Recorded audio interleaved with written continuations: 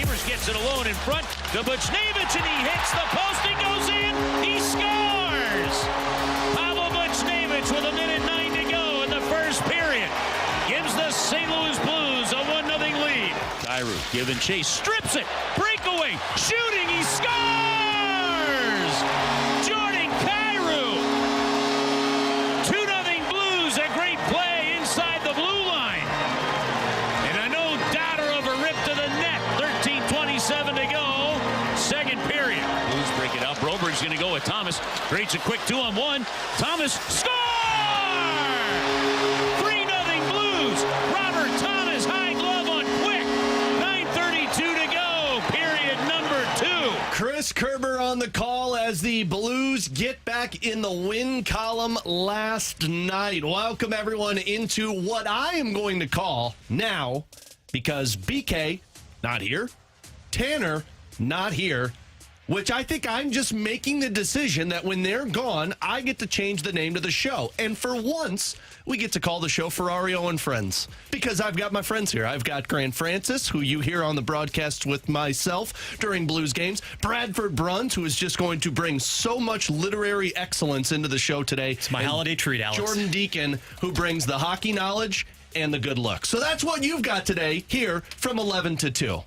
Was that offensive, Jordan? No, I loved it. Okay, Thank you good. so I was going to much. say, I didn't think that was offensive. I took it offensively. I took it as a compliment. You three should have taken it offensively. It's very insulting for us because we just don't look like that. But that's fine. Grant, the fan club isn't going to know what to do with itself today. That's true. Seriously. That's true. They'll be up on that YouTube channel at 101 ESPN STL. Our studio cam is brought to you by the Air Alliance team. Our text line, Air Comfort Service text line, is 314-399-9646. We start with the Blues that lost on Saturday to the Dallas Stars. It was an overtime loss, which I know doesn't mean a lot to a lot of people, but you still earned a point in a game that, frankly, you did not deserve a point in. But then last night, you come back home in a back-to-back, where, by the way, you have yet to win the second game of back-to-backs this season. That's the first time you've done that this season, taking on a New York Rangers team that was booed off the ice the night prior, so they had some motivation. And frankly, the way that Curbs framed it last night was perfect. It was who wants it more, who's got more heart. And what the outcome of that game was last night in the 3-2 victory was your best players showed up. And that is something that you couldn't say in the Dallas Stars game. I know all three of them earned a point, but it was one goal that they all three were a part of. And then from there was no offense. Last night, those three players, Jordan Kyrou, Robert Thomas, and Pavel Buchnevich, I'm speaking of, on two separate lines, contributed to three separate goals in that game. Pavel Buchnevich in the first period, Jordan Kyrou and Robert Thomas both in the second period. And guys, after watching this team continue to excel under Jim Montgomery, and you see signs of life in all areas of their game, when I watched that game last night, my biggest take was, when your three best players show up like they did and from start to finish dominate the game, it's going to be hard for this Blues team to lose, which sounds like Captain Obvious things to say, but that's what good teams do in the NHL now. Look at what the Rangers had. Chris Kreider was playing on their fourth line last night. They didn't have Artemi Panarin. Zibanejad was their third line center, and none of those guys contributed to points. Buchnevich, Thomas, Kyrou. Pretty obvious they're your best players. When they show up, that's what it looks like for the Blues. Well, yeah, absolutely. And, you know, you look at since Jim Montgomery took over, and you just look at Jordan Kyrou. He's almost a point-a-game player, 9 points in 10 games. But he's got 7 goals in those 10 games. Yeah. And this isn't totally abnormal for Jordan Kyrou. I believe this is the longest stretch of his career in terms of like the longest goal streak he's had. But he is a streaky player. We all know that. He has been for years now. But it seems to be a little bit more consistent for Kyrou under Jim Montgomery. There's been only 2 games where he has not had a point under Jim Montgomery. That was the New Jersey Devils game that the Blues won and the Calgary game that the Blues won. So for Jordan Kyrou, it looks like he's really starting to step into his own, really get comfortable again this season.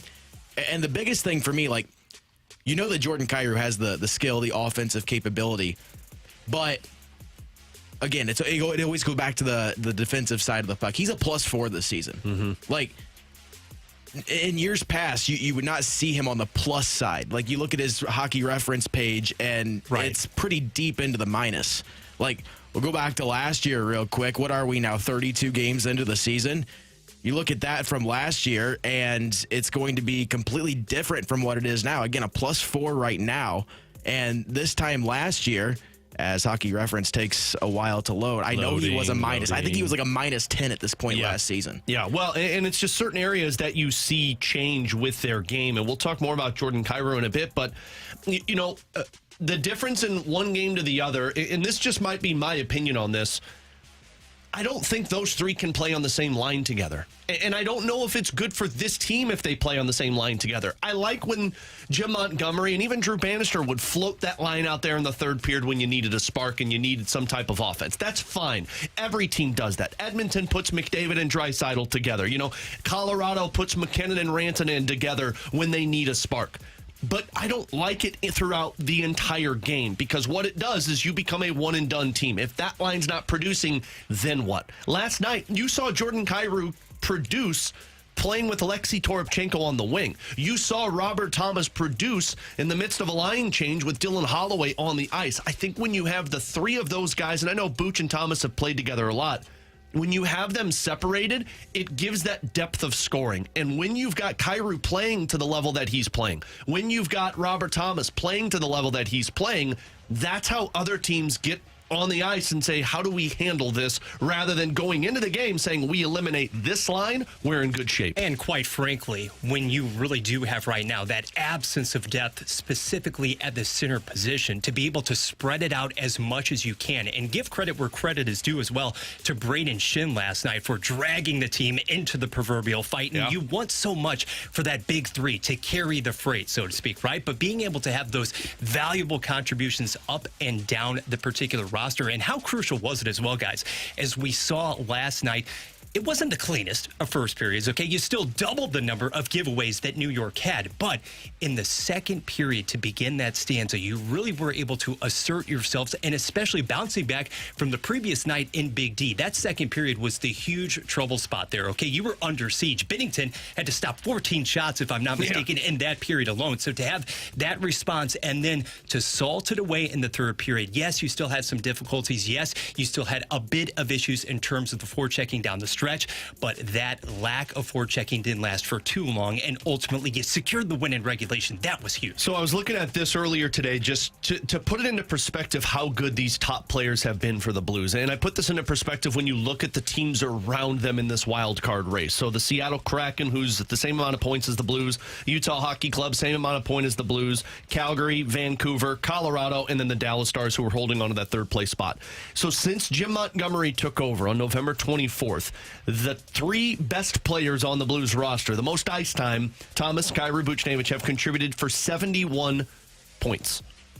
Seattle's top three ice getters in terms of forwards, 64, Utah 78, Calgary 51, Vancouver 71, Dallas 53, and then you've got Colorado that their two best players put up 96 points, and then the next three put up 24. So kind of sways the argument there. But why I bring that up is when you're in competition with 3-4 of these other teams in the Western Conference, what's the difference? The difference is your best players versus their best players. Sure, it's goaltending. Sure, it's how you play in your own end. But when it comes down to it, the guys that are playing 18, 19, 20 minutes a night that are supposed to produce, are they producing? And they're out-producing Seattle, Calgary, Vancouver, and even the Dallas Stars. Well, and for me, there's the production side of things, but what does it look like outside of the production? Like that Dallas Stars game, Jordan Kyrou scored a goal. Like the production was there from the standpoint of his line scored a goal. But after that goal, it was like, okay, what now? What else? Like, it felt like after that, and I'm not saying this is what happened, but just watching the game eye test wise, it felt like, okay, I did my job. Let's put it on cruise control. Like, that's kind of how it felt watching the game. And that's not the mindset I'm sure that Jordan Kyrou had, but just from the standpoint of Dallas controlled the rest of the game. They really had nothing. Yeah. Like, even though sometimes they are producing, it's like, okay, but you got to sustain that. That's the big thing, is sustaining. And you hear Jim Montgomery talk about habits. That was a big thing yesterday going into the game. That's what this team has to work on now is, okay, you went out there, you scored a goal, you had a good shift, whatever it may be. Now, how do you follow that up? You got to come into it and not just go out there for one shift and make a play. You got to do that for the rest of the game. And I think that's where this team struggles big time right now. And they were able to do it last night, aside from the last 10 minutes of the game, was they followed it up. You know, that they went out and scored a goal. Yeah. They followed it up. They continued to play that way. Joey said you just brought it into waves against the New York Rangers, and that's what they were essentially doing. 100%. But there's so many times this season where, you know, one thing won't go their way, and then the other team starts to take over. It happened in Dallas. They had the power play. Well, it wasn't a power play goal. Essentially, it was. They scored at the end of the power play. But after that, they had another power play, and that power play fell flat. Yeah. And after that moment, the Dallas Stars took over for practically the rest of the game. Like, it's the sustaining it. Like, you got to sustain it. So I'm glad you brought up the power play, Grant, because this is the other thing for me that I've kind of wondered about. Now, when you look at it on paper, in the first set of games, 22 under Drew Bannister, the power play 16.7%. Since Jim Montgomery has taken over, the power play 16.7%. Now, generally speaking, you'd look at that and you'd say, okay, so it didn't get fixed at all. But if you look deeper into it, like the power play has scored goals in 3 consecutive games. And Grant, you said earlier, they did not do 2 consecutive games under Drew Bannister when he was the head coach. But then on top of it, you just look at the shots that they're generating. I don't know if it's working in the sense of, like, you've missed out on a couple of opportunities where that power play has needed to score to give you back some life. But overall, in terms of just changing the momentum of the game, this is a power play that's actually improved. Why? It's because you've got Thomas, Kyrou, Buchnevich performing at the level that they're performing right now. And it has to be so much about your best sniper being that guy. The marked difference in what we have witnessed from Kyrou in the last 7 games alone. Grant, you touched upon it a few moments ago.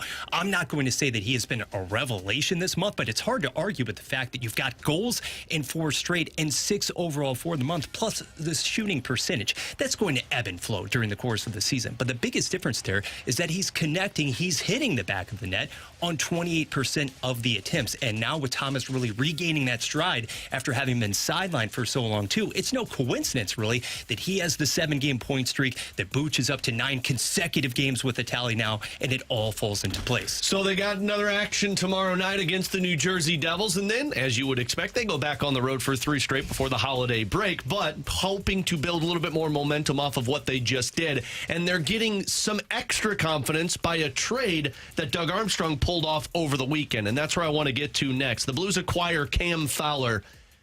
Was now the right time to trade for a 33-year-old defenseman? That's the question that I was asked. I'll answer it next here on 101 ESPN.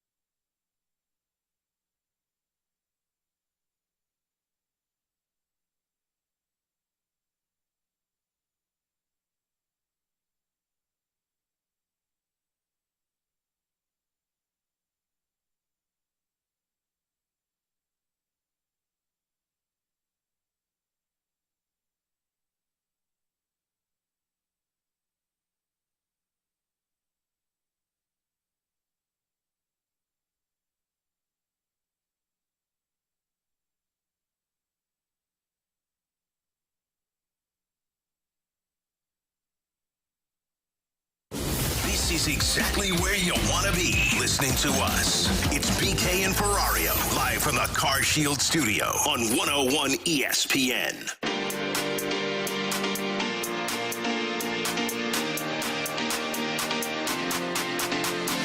I understand where we are in the standings. I understand where we are in our growth pattern.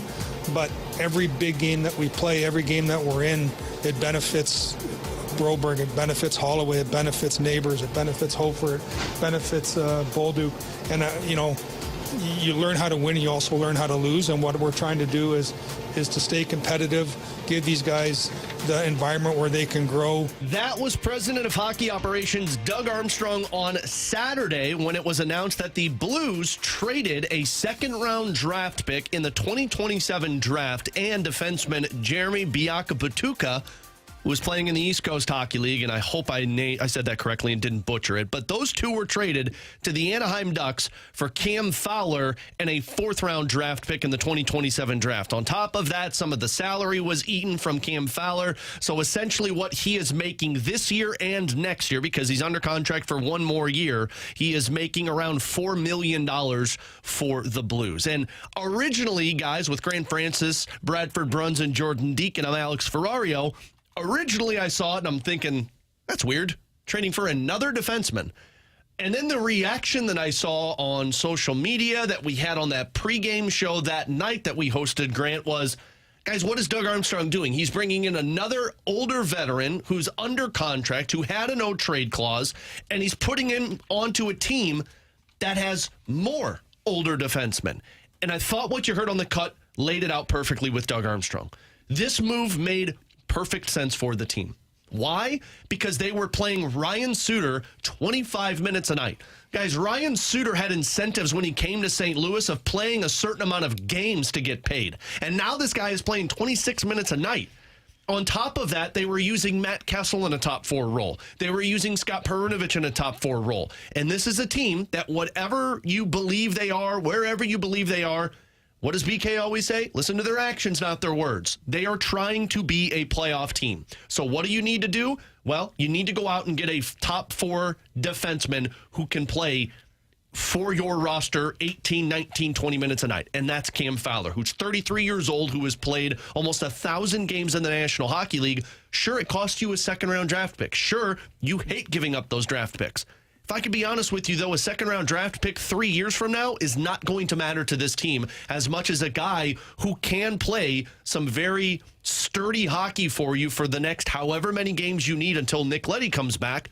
This is a win for the Blues because it puts them in a position to continue trying to go north rather than falling back south. I agree with you, and I don't think that this hurts the Blues in any way. Like, it's like Doug Armstrong said, it's not really blocking anybody. Like, I will say, I think one player that a lot of Blues fans would like to see in the lineup more and maybe in more of a role is Scott Perunovich. I think this trade maybe tells you a little bit of how the team views Scott Perunovich. Like, if you're bringing in Cam Fowler to play top line minutes or top pairing minutes versus putting a guy like Scott Perunovich up there, it's sort of telling you where the Blues are at with Scott Perunovich, I think, and it's also telling you that Torrey Krug's probably done. Like, we had a feeling about that a little bit, but seems like he's done if you're bringing in Cam Fowler for this season and next season. Yeah. So you see that, a game like San Jose, for example, the defense was just struggling. Like, it was struggling. It was a struggle. You had that long road trip, came back. It just wasn't there. You bring in another veteran player, and you talk about habits and, leadership. This is a player that can add that as well. So I do like the trade. I see no downsides to it. The only thing I see this doing is giving the team a little bit more confidence on the defensive side of the puck and, for the young players, like Doug Armstrong said, getting some of that winning culture in there too. Which made it, so interesting as well when right after the fact, Alex, we saw so many individuals on a national side, quite frankly, vehemently disagreeing with or questioning this move. And Jordan, we talked about it before the show back in the office. The fact of the matter is that I don't know how much stock, quite honestly, you can put into Cam Fowler's body of work since 18-19 in Anaheim when you're talking about an organization that hasn't hasn't even sniffed above 6th place in that division ever since that point. What he has lost, perhaps in terms of steps, maybe physically speaking, he is still a foremost puck mover, and it just wasn't sustainable for Suter to continue to log 25 minutes plus per night. So now you accomplish a number of different things. Fowler immediately steps in. He plays 18 minutes on a whim versus Dallas, already up to 24 last night against the Rangers, and just deepens your core all the way around. So real quick on the Scott Perunovich side of things, because, that's the other thing, Grant. I think a lot of people have said, like, hey, why isn't Scott Perunovich in this spot? He's played great this season. They're telling you exactly what they think of Scott Perunovich. So he's missed a few games over the last. He's been a healthy scratch. Got back in last night. Last night, he did not touch the ice in the final 10 minutes of that hockey game. And mind you, before it was 3-2, it was 3-0. And he didn't touch the ice until that first goal that went in. He was on the ice for, didn't play another shift the rest of the game. Flashback to when the Blues played against the Calgary Flames. He played 3 shifts in the final 10 minutes of that third period. And that was a game that they were tied in, if I'm not mistaken. They were tied in. And then Mackenzie Weegar was the one that tied things up. Pavel Buchnevich took the go-ahead goal. Mm-hmm. So they were forced to use him, and then they're in a position to not use him. And I think that's what they were really hoping for with this. And the biggest thing that I saw was, the Blues are building like the Cardinals. They keep bringing in more veterans to play in positions that they need to let the young players play in. Before I answer that, I want to play this Doug Armstrong quote, because he was talked about the future of this team being impacted by the Fowler trade. When we started this process of being competitive today and building for the future, I look at Theo Lindstein, a first-round pick, and then our 2 second-round picks last year. If the actuary tables are right, they should be making an impact in the league as players maybe in 26, 27. So a trade like this doesn't hold anybody out or push anybody back or stunt anyone's growth. And so it just seemed to be the proper time to do something for us today and tomorrow. He told you right there. 26, 27. There's a lot of people that want to see a Theo Lindstein, that want to see Adam Jiricek. These guys aren't impacting this club. Frankly, they're not even playing with this hockey team for another 2 years. So what do? You go out there and you take away the variables. You take away the question marks of, do we bring back P.O. Joseph next year? Does Scott Perunovich get another year? Does Ryan Suter want to play when he's 41 years old? You don't have to ask those questions, because you've got Fowler, you've got Parayko, you've got Broberg, you've got Falk, and then you let everything else develop. And frankly, that's what a competitive team wants to do. I think a lot of people want to see this team just tank and be bad and then hopefully be good, and you're chasing your tail in that point. Look at the Buffalo Sabres, the Edmonton Oilers. What this accomplishes is you bring in somebody who can make plays easier so that the rest of the team can feel winning, and then when your younger players step in, they know what winning feels like immediately. Well, and here's the other thing about that, too. This team is going to push for the playoffs. They're telling you everything about that. Yeah. The trades they've made, the moves that they're making, they're going to try to push for the playoffs, whether they make it or not, to be determined. Yep. But, if you're picking number 12 overall versus you're picking number 16, 17 overall, I really don't think it's that big of a difference. You know what I mean? Right. They're not going to be in the top 5 of the draft. That was never really in the cards for this season. And they don't want to be. No, exactly. Right. So, for fans that are maybe a little bit irritated that they're not going to have a better draft pick, they were never going to be in that conversation to begin with. And like I said, you look at, you're probably, if you don't make the playoffs, you're probably picking somewhere 13, 14, 15 anyway. So if you end up picking 17, 18, there's not that big of a difference between those 2 draft picks anyway. Grant, I want to go back to Perunovich for just a second here to kind of put a bow on that, because you knew there was going to be an odd man out, when Fowler arrived. But at the same time, right now, you understand basically out of necessity, because you're not going to expose him per se. We've talked about role definition. Well, where does Scott Perunovich fit into the equation? And by extension now, by having Matt Kessel get demoted, if only temporarily, we have seen a bit of fluctuation as far as his role goes this season. I do wonder how in the now and moving forward through the duration of this regular season schedule, if there's anything to be said about that, because I'm not going to pretend that you were looking at somebody, a linchpin along the lines of your top pairing individuals. But right now, it seems as if the stock, how we look at him, how he profiles, has really changed since the beginning of the season. Let's go back to that 2011-2012 season real quick. And I go back to that because that's what Doug Armstrong referenced. This team kind of reminds him of. That's when Ken Hitchcock took over. I've made the comps in the past. The defensemen that season, Barrett Jackman, Kevin Shattenkirk, Alex Pietrangelo, Roman Polak, Carlo Koliakovo, and they made a trade midseason for Chris Russell.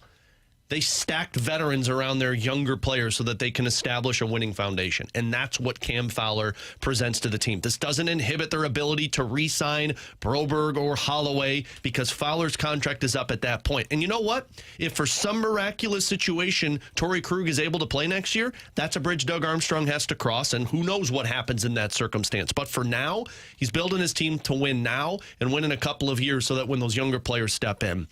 This is the other factor into it, too. And Grant and I were looking at this Saturday night before the Blues dropped the puck against Dallas, because for those that may not remember, not to bring up bad memories, but that's the anniversary of Craig Berube being let go. Oh. I know.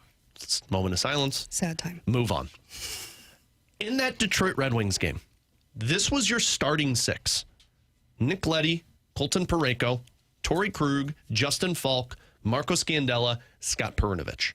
For the last 2 seasons, it feels all of St. Louis has been shouting from wherever they're listening, fix the defense, it's not good. In an offseason, you brought in Philip Broberg, Ryan Suter, P.O. Joseph, or Scott Perunovich, however you want to view that, and then bring in a Cam Fowler. That is now 4 players that you brought into the conversation that have played north of 300 games in the NHL, and 3 guys who have played over 1,000 or almost 1,000 games in the NHL. That's fixing the defense until your minor league players are there. And frankly, I thought that was priority number 1 for this team before they can go anywhere in terms of out of a retool and into a competitive window. You've got to fix the defense first. And he accomplished that. Now you just have to bide your time until the other pieces are ready to go. Well, and not only that, but back to isolating Cam Fowler here. I feel like everybody's looking at him as this ancient player. Like, Ryan Suter's 39. He's an old player in the league. He's been effective, but he's an older player in the league. Cam Fowler is 33 years old. Roman Yossi is older. It's because Cam Fowler's been so bad for Anaheim. But he's been on a bad team. You're right. Exactly. Like, you're not. Your stats aren't going to look good when you're on a team that's not even close to the playoffs. Like, they've been in the basement of the Pacific Division for ever since really 2018, the last time they made the playoffs. Like, nobody's stats are going to look good on that team. So Cam Fowler can still be an effective defenseman. When the Ducks were making their runs to the conference finals, he was their best defenseman. Yeah. He was their number 1 defenseman on that team, almost made it to a Stanley Cup final. Like, he's been elite at times in his career, and he's not that old. It's just been a while. Yeah. He's 33. He's just a grizzled vet. To that point, you think he's ready to win again? Oh, my gosh. You're taking a player that just got out of the basement of the Pacific Division, putting him on a team that has aspirations to make the playoffs. I'm sure that's going to rejuvenate some energy for him. Well, he played the most minutes of any defenseman last night, 1 second more than Colton Parayko, finished the game as a +2, and in 2 games he's been a +2, playing, I think it's averaging around like 22 minutes a night, so goes to show you what they acquired, and who knows what it looks like. Eric Stevens of The Athletic was with me on pregame Saturday and said, guy can skate, guy can get the puck out of his own end, and then from there you just have to see what he still has in the tank. So from now, it looks good. We'll see what it looks like in 5, 6, 7 games. Again, though, the Blues are in action against the Devils tomorrow night. 7 o'clock puck drop. First Community Credit Union pregame at 6. Coming up in 15, we'll get to our questions and answers segment. You send us questions, 314-399-9646. We'll get to those answers in 15. But coming up next, a crazy NFL week number 15 that still has some games to go. There's a lot to touch on, and we'll get to that with our quick hitters next. It's BK. No, it's not. It's Ferrario and Friends, really BK and Ferrario, here on 101 ESPN.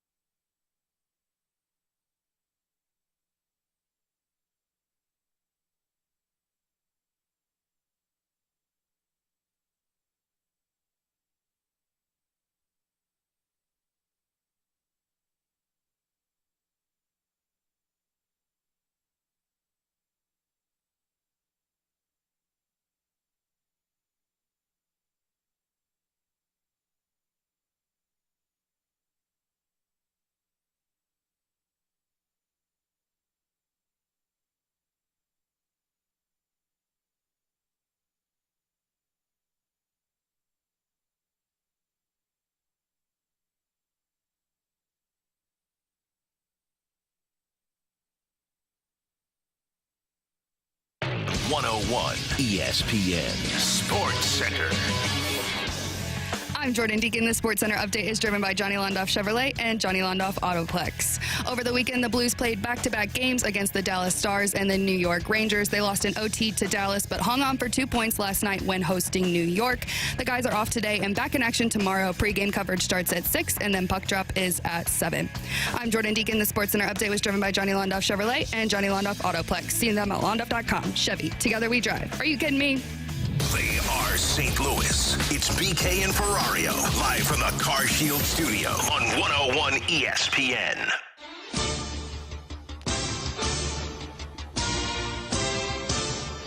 Alongside Graham Francis, Bradford Bruns, Jordan Deacon, I'm Alex Ferrario. BK and Tanner out today. Tanner will be back with us tomorrow. BK out for the week. He officially did make it to Mexico City on that shady airplane that we were all concerned about. Oh, boy. Well, I shouldn't say all concerned about. T-Bone was concerned about. I was fine with it, but that was his decision. He officially made it there.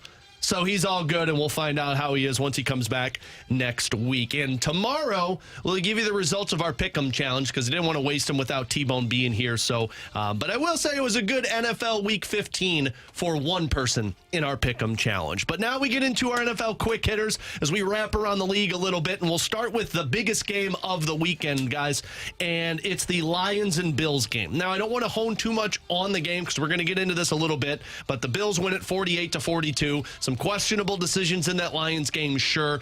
I think you saw who the superior team is in that matchup, but the Detroit Lions are in some trouble now. I mean, Dan Campbell said afterwards that a couple of their secondary defensive players probably done for the year, and then it just came out about 15 minutes ago that David Montgomery is potentially done for the rest of the season with an MCL sprain.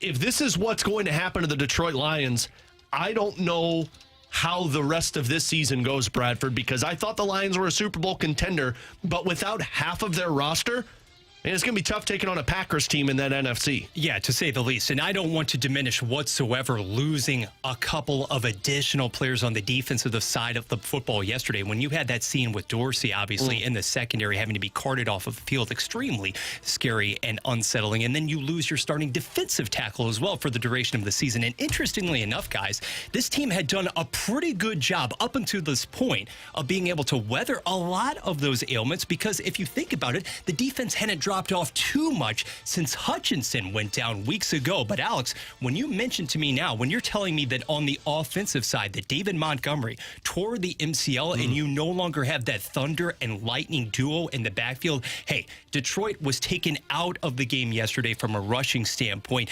Jahmyr Gibbs, as exciting as he is, he's never had to be the guy. He's not had to be the workhorse at the NFL level. I look at the production that you have to replace coming from David Montgomery, Grant, and I'm thinking about 25 touchdowns combined over the past season plus, and he is more of that bell cow back in between the tackles. Gibbs can no longer afford to just be the slasher on the outside on the perimeter. If he has to shoulder a heavier load, it's something he simply hasn't done to this point in his NFL career. Yeah, he's not used to it, and that's going to be tough on him. Honestly, for me, though, I'm more concerned on the defensive side for the Lions. Fair. I mean, you can pick your choice in the situation because they're just decimated with injuries after yesterday's game.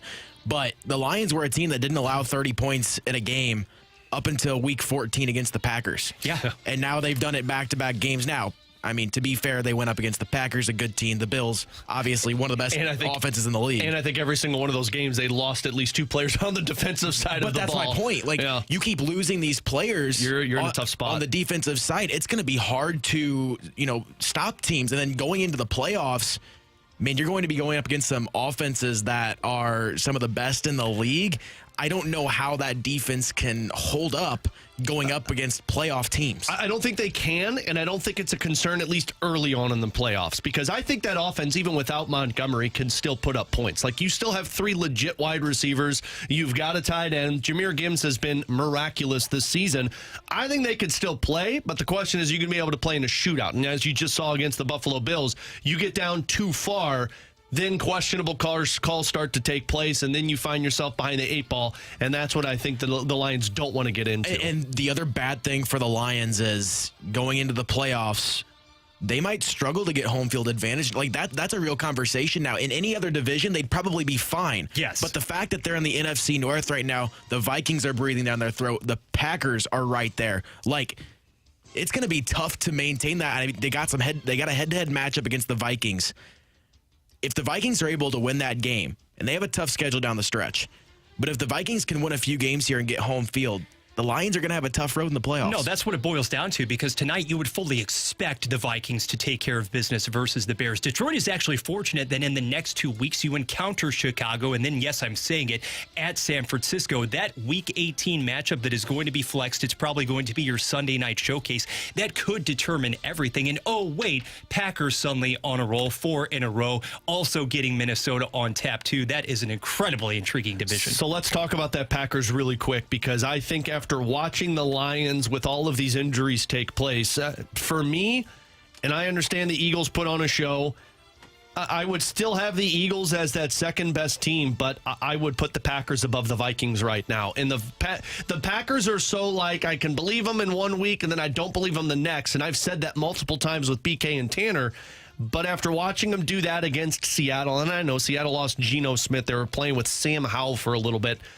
The Packers seem to have it all. It's just a matter of, do they show it up every single night? That's what I'm questioning. But even with that inconsistency, I would still put them as the third best team in the NFC. And they do have all of the parts, because now it is not only about Jordan Love having to solely orchestrate that offense. Josh Jacobs, a lot of people, I believe, questioned after last season, moving on from Aaron Jones. Josh Jacobs, he had been buried, right, with Vegas, with the Raiders. Well, right now, you have that perfect run-pass balance, and so much of that goes into the way in which Matt LaFleur prepares his team, has his team ready to go. And that wasn't even a contest from the beginning last night, guys. Talk about a Sunday night snoozer, because even when Smith was in the game, watching that contest in the second quarter, Green Bay already had the 17-3 edge, and you were just waiting for the Packers secondary to make a play, because what happens with Seattle, whenever the Seahawks essentially enter the red zone, it is a pick waiting to happen, because Geno Smith, yes, he went out with the knee injury. You were in a much worse position with Sam Howell at the helm. Don't get me wrong there.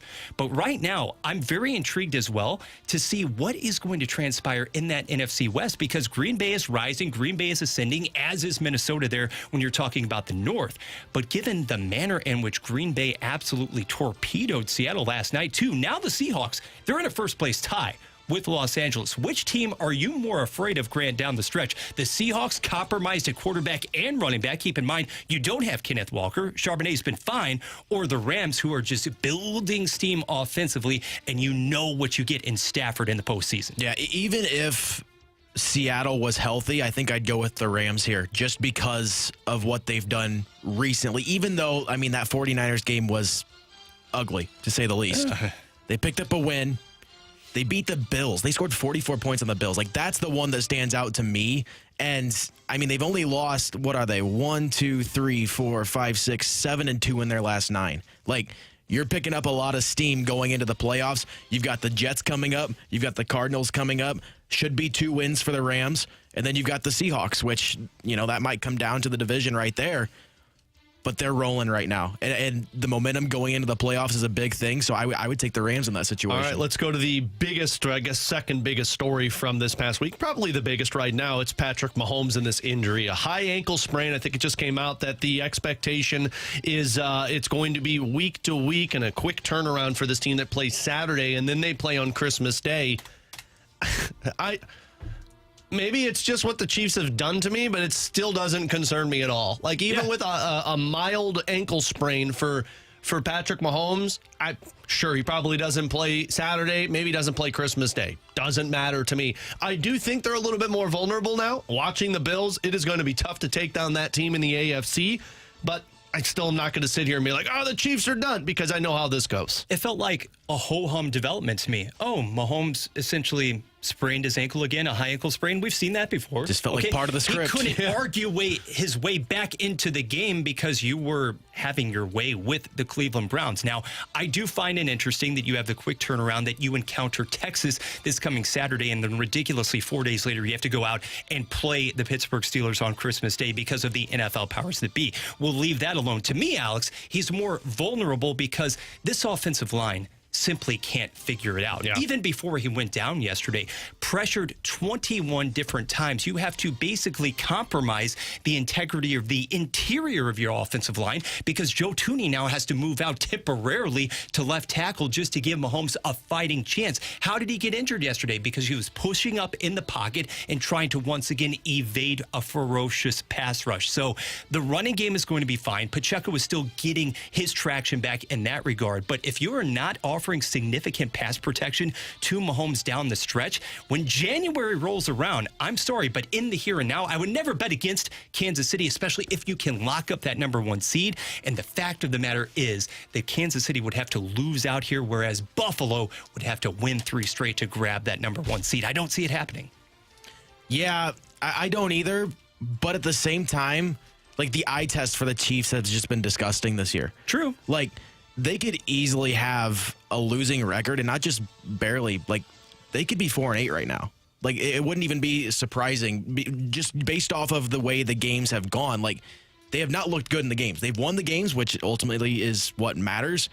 But it has been ugly for them. The wins have just been ugly. And a lot of times they've won not because of what they do, but because the other team shoots themselves in the foot. Yeah, case in point, yesterday, finally, you didn't have a one-possession game Right, because but you it's were the playing the Browns. Cleveland Browns. Right. You forced 6 turnovers, and now the rose is off of the bloom right there with Jameis Winston. And that being said, still going into the playoffs, if you give me Bills and Chiefs, I don't have that much faith in the Bills. Like, despite what they've done. This year feels different, though. It does feel a little bit different. But despite all of that, just the history between the two teams, how the playoffs have gone, like, are you really going to bet against Patrick Mahomes and the Chiefs in the playoffs? And the Air Comfort Service text line is right. The Chiefs looked worse last year than what they do right now. But a banged up Patrick Mahomes, which, again, I don't necessarily buy. He's fully banged up. But at least for now, it's going to be the talk of the Buffalo Bills being the superior team. But again, show me in the playoffs. That's where it really comes down to. Bradford Brunch, Grant Francis, Jordan Deacon, I'm Alex Ferrario. We'll take a break. We'll come back. Send us your questions to the Air Comfort Service text line, 314-399-9646. Also on our YouTube chat, The Graveyard at 101 ESPN STL. We'll get to your questions next here on 101 ESPN.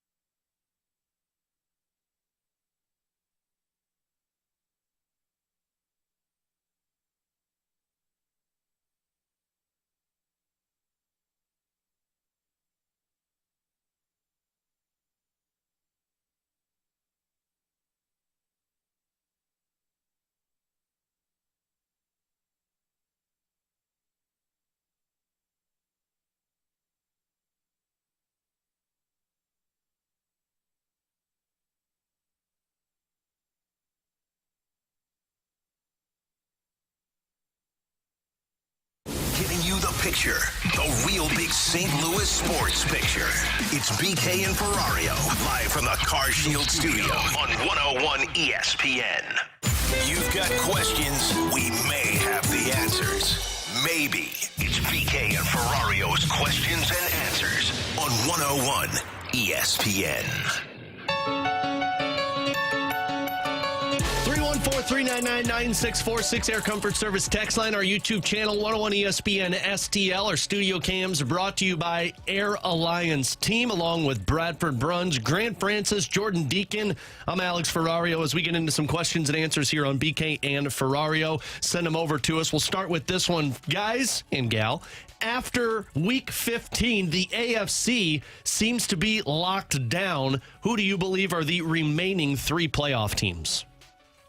It does seem that way, doesn't it? Yeah. I mean, what, 4 have clinched? Yeah. Chiefs, Bills, Steelers, Texans?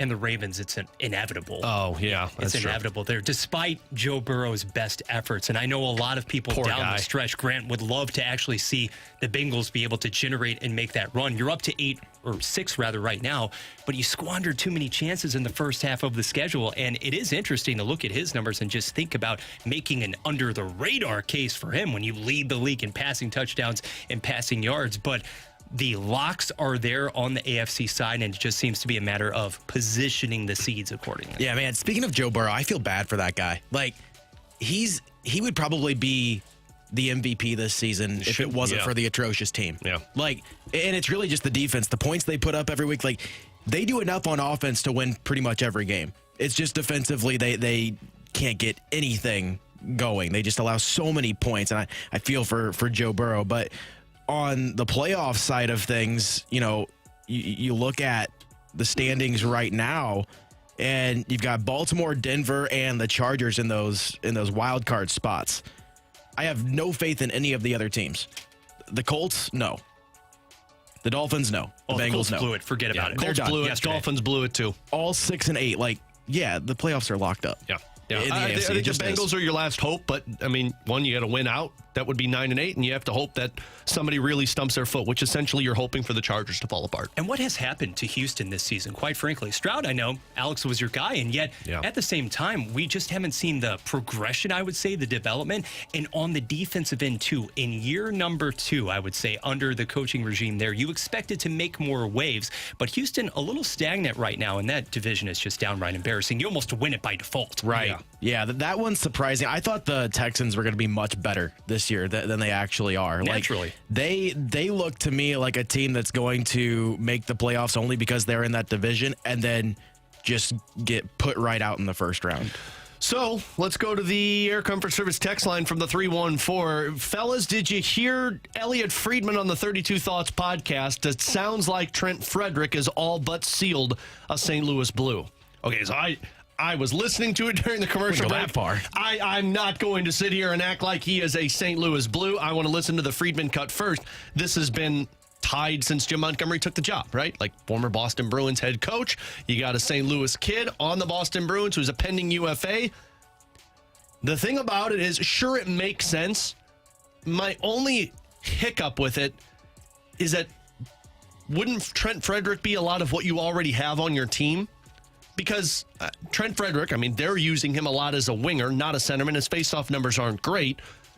And he really doesn't play anywhere than the third line. Maybe you move him up to the second line, but there's not a whole lot of offense there. And frankly, I think your top 6 is set. Do you want to go trade for a pending UFA who's probably going to get $4+ million after this season, who's a middle 6 forward when you've got a lot of those middle 6 forwards right now? That's my only hiccup with the whole Trent Frederick to St. Louis. I love the way he plays. I love the aggressiveness. I think he's the type of player that a Blues team would want. I just don't know where he fits in and what you would have to trade for that player. Yeah, and I don't think this would go through. A Brandon Saad for Trent Frederick trade right now for me would be great. Like, I would take that any day. I don't think the Bruins would take that right now. Maybe I'm wrong. I don't think Brandon Saad's going to bring in that much of a return because of how much he's fallen off this season. Yeah. Like, he is a consistent 20 goal scorer, but this season it hasn't looked like he's on that path again. Yeah, well, I mean, they scratched him the last game, so it tells you how where they feel like his game is right now. So, in terms of bringing Trent Frederick in, I think that'd be awesome, but I don't think it's a long-term solution because, like you said, you have a lot of those guys right now. Yeah, like I'm just looking at their lineup last night. Neighbors, Thomas, Buchnevich, Toropchenko, Shen, Kyrou. Essentially, that's Holloway, Shen, Kyrou. Your third line, when Foxa is back, is probably Foxa / Sundqvist with Bolduc and then winger. But sure, you'd say, well, Trent Frederick. But you got a Matthew Joseph, you got an Alex Texier, you've got a Alexei Toropchenko, you got an Oscar Sundqvist. Like, you've got a lot of guys. And then project down the road. Like Doug Armstrong's talked a lot about not clogging holes. You'll have a Snuggerud at the end of the season, might possibly have a Dalibor Dvorsky. I don't know. It seems like you would be giving up a lot for somebody that I don't know big picture fits into the term of what you're looking for with your team. Well, and it's not even necessarily like a lot. What a Brandon Saad, the graveyard chat was talking about a Brandon Saad and maybe a Scott Perunovich trade combined, and I don't even know if that is enough for Trent Frederick to come in, you know? So it's giving up a lot of what we could consider, but it's not enough for what you could get back. Yeah, well, and that's the other question that people keep bringing up is Brandon Saad, because apparently Elliot Friedman had spoke about him. I did listen to that. Look, I mean, all Elliott said was this is a guy who's been on the market probably since the offseason. Now, who knows to what extent? I would imagine when you're healthy scratched, everybody starts talking about it, but I don't think it's an area that all of a sudden people are like, boom, he's going to get traded. That feels like a trade deadline trade to me. Right. Brandon Saad does. Like, I could see a team that needs a little bit of an extra push going into the playoffs saying, okay, we'll bring in a veteran player who's won Stanley Cups in the past. Yeah. And this will sort of put us over the hump. But I don't see a team doing it right now. Until it's necessary. Yeah. Because he is that great playoff player. And Alex, you've said before, if he could be that consistent player throughout the whole season, then you're set. That's a perfect third line player for you. Yep. Like that is It what is. you want if you're We've if you're said that for competitive. years. Yeah, it's a perfect third line player for you. And right now it's just a matter of getting the confidence back, which is seemingly what Jim Montgomery has been trying to do. We'll get more into the Blues coming up at about 12:30. But coming up next, somebody texted in and said, please no Cardinals talk. We're going to talk Cardinals. Hey. Why? Because Nolan Arenado's name was back in the conversation over the weekend, and a new team, I guess if you want to call it a new team, has emerged as serious contenders to trade for him. We'll discuss how that could impact the Cardinals next year on 101 ESPN.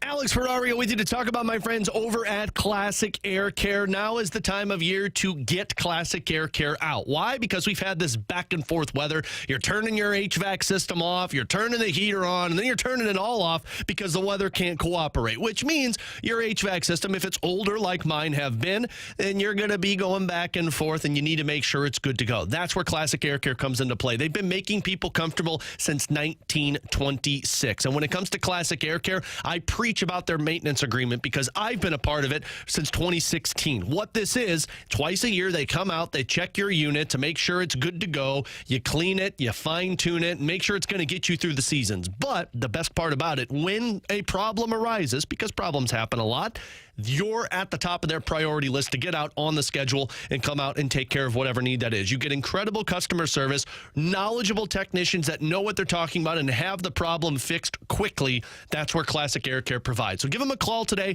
Tell them Alex Ferrario sent you. Sign up for that maintenance agreement. It's Classic Air Care, classicaircare.com.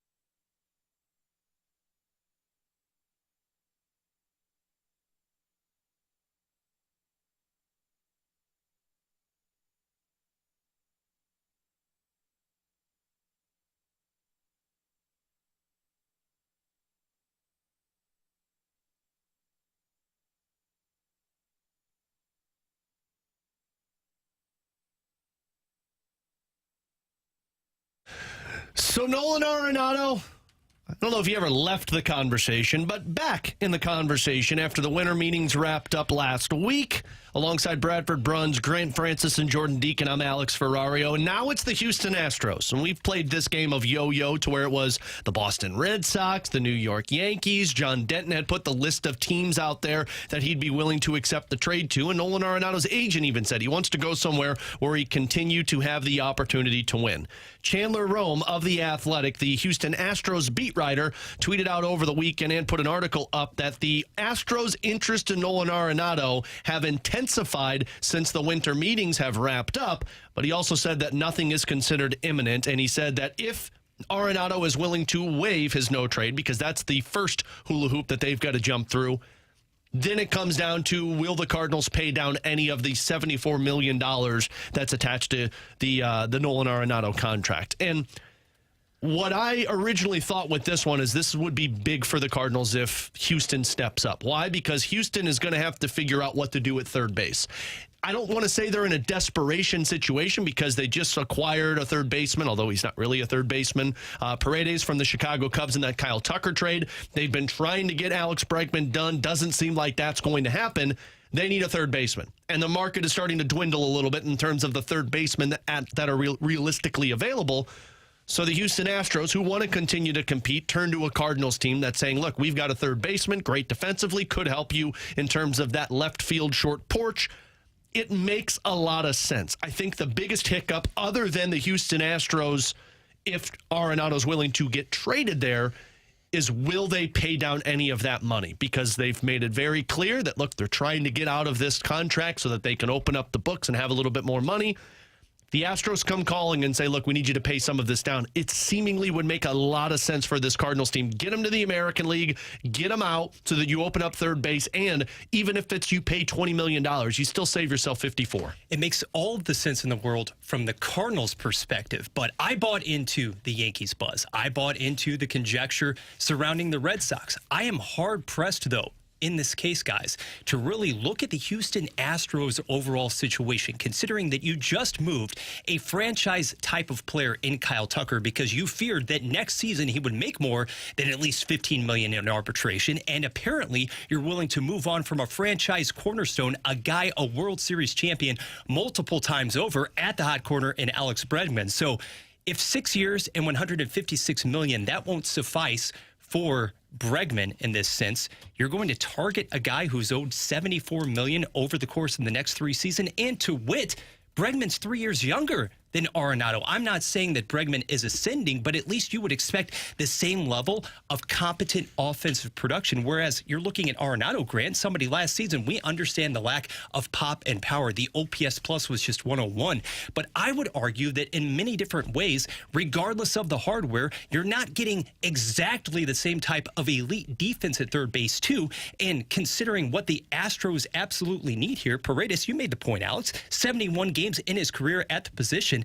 It seems to me that Houston is kind of in a bit of a rudderless situation relative to what this organization usually has done over the past decade. I'd actually be surprised if Houston is the team that takes Arenado. Like, I don't see the upside for them. Yeah. You've got an aging player who's been on a downslide for the last 2 years, and you've got a team in the Astros that consistently makes the playoffs.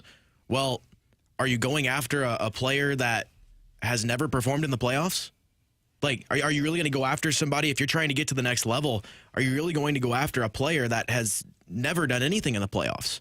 Even with the Cardinals, when they were making the playoffs, he did nothing.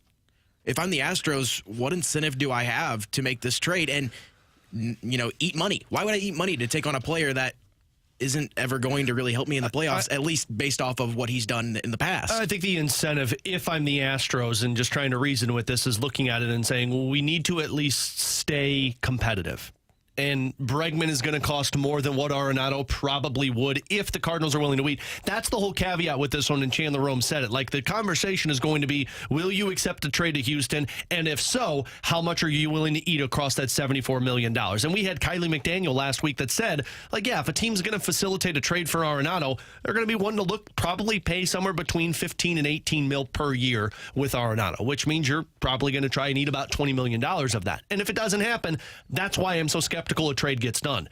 But to me, it makes sense for the Houston Astros, not so much because you want to win, it's you want to stay competitive. And you're losing an Alex Bregman, who's good for you, has been a very winning player for you.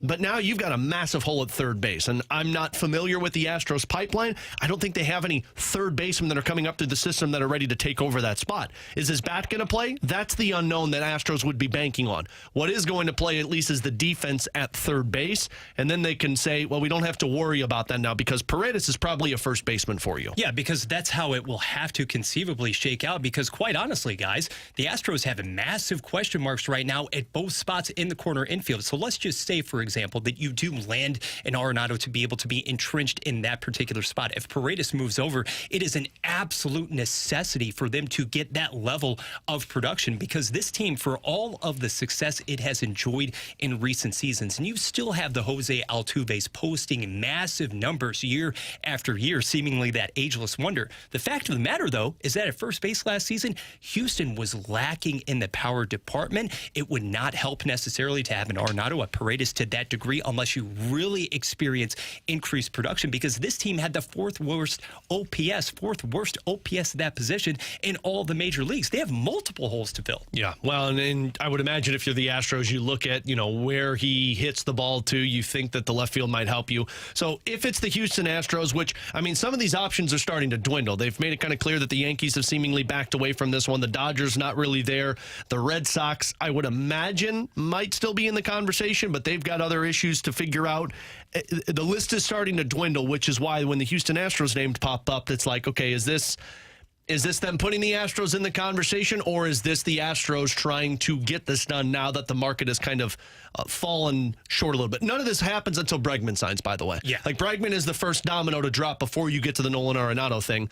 But it did bring up a wonder by me of if this does happen, and I know it's a big if, which I'm a little skeptical of, what's the lateral move for the Cardinals? Like, you get rid of, let's say, $50 million, $50 million, because you got to eat 20 of it for Nolan Arenado. Is the lateral move to go out there and say, okay, we've moved that out, we've picked up a spot to open up for our younger players like a Gorman, like a Brendan Donovan, like a Thomas Ajacey? Do we now veer in a direction to go out there and add a little to our weakness? And right now the weakness seemingly would be your bullpen. Go out there and bring in an arm. That's part of it where when you open up that money, is it truly like, hey, we are going full reset, setting the books, making sure that all the younger players get the opportunity? Or with $50 million, do you say, let's see if we can add a little slice of that pie to something that helps us to get a little improvement? Well, that's the thing. Are we operating under the premise of what was stated at the year-end press conference by the powers that be, or some of the in-between stance of the last couple of weeks? Now, for all intents and purposes, Grant, it would seem as if when opening day rolls around in 2025, you're going to have individuals like Wilson Contreras and Sonny Gray remaining here, being a part of the process. That is not exactly an insignificant chunk of change. If you're talking about $50 million, Alex, you could go out and not only could you basically, if you had to, overhaul the bullpen, but there's a ton of money with which to play. So are you going to sit on that conceivably, or are you actually going to make a run for it? Because I had this conversation with you guys when I filled in a few months ago. The division is still the division, and it is largely a lackluster one at that. Okay, great. Chicago went out and acquired Kyle Tucker. That is a huge move for the lineup to deepen that. Are you really scared of the Milwaukee Brewers next season? Willy Adames is gone. Devin Williams is gone. Are the Brewers going to be major players in the market? That is a decided no. Cincinnati still hasn't had the starting pitching rise up to be able to manifest its destiny. It is still there for the taking. If you pour in some of that cash, if it becomes available, you could still be uber competitive next summer. Yeah, well, we'll see what happens. Again, Chandler Rome, Athletic Astros insider, reporting that the Astros have significant interest in Nolan Arenado. The question is, would he accept a trade, and how much money would the Cardinals eat of his contract? Coming up in 15 minutes, we'll get back into the Blues because Jordan Kyrou has found another level to his game. Jim Montgomery had a couple of really interesting comments about where he's at in terms of his growth and how impactful is that for the Blues. But coming up next, you send us a scenario, 314-399-9646. Air Comfort Service text line. We will tell you if we are in or out coming up next here on 101 ESPN.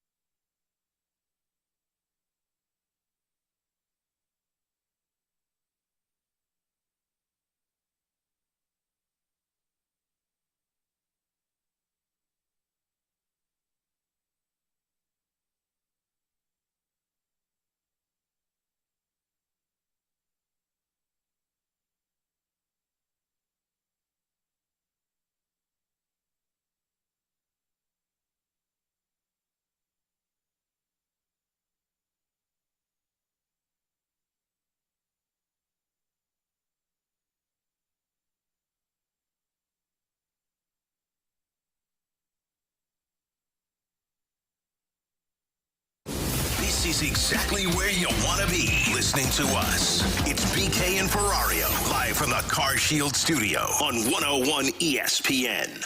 Come on, man. Are you in or are you out? It's in or out with BK and Ferrario.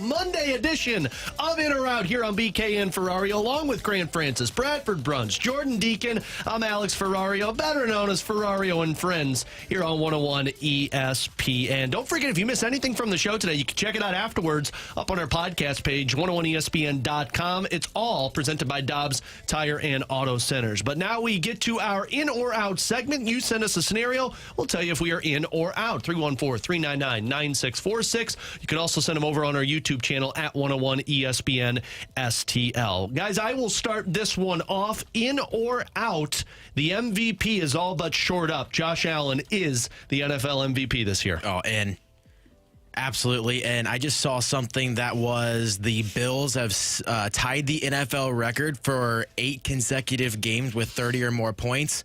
I'm going to go ahead and give them that record outright because they've got the Patriots coming up next. So, whoa, man. Come on. Yeah, I don't see anybody else taking this from Josh Allen. The last 2 games he's had, especially, like, Yep.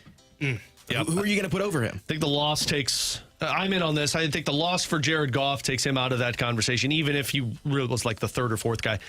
Lamar Jackson had a great game, but I mean, Josh Allen is not only having toe-to-toe a great season, just like Lamar Jackson, but he's also carrying his team to a potential best record in the AFC this season. On one hand, Grant, it pains me to hear you actually reveal that because it brings up memories of the greatest show era here in St. Louis. But Buffalo is doing things, absolutely miraculous things. And heading into this season, come on, nobody truly thought without Stephon Diggs that Allen was going to have an even different level of production that he could reach. And yet, we talked about it in the office before the show even started. It doesn't matter that he isn't necessarily leading the league in passing yards, that he isn't leading the league in passing touchdowns because of his contributions on the ground. And what I have been most impressed with is, obviously I'm going in this regard, Jordan, is his ability to do such a better job this season of taking care of the football. He can be the gunslinger when necessary, but the lack of turnovers this season, it has been striking. That was my thing too last season, 29-18 in terms of touchdown to interception ratio. Yep. This year it's 25-5. Yep. Yeah, I'm in with you guys. I have no question here.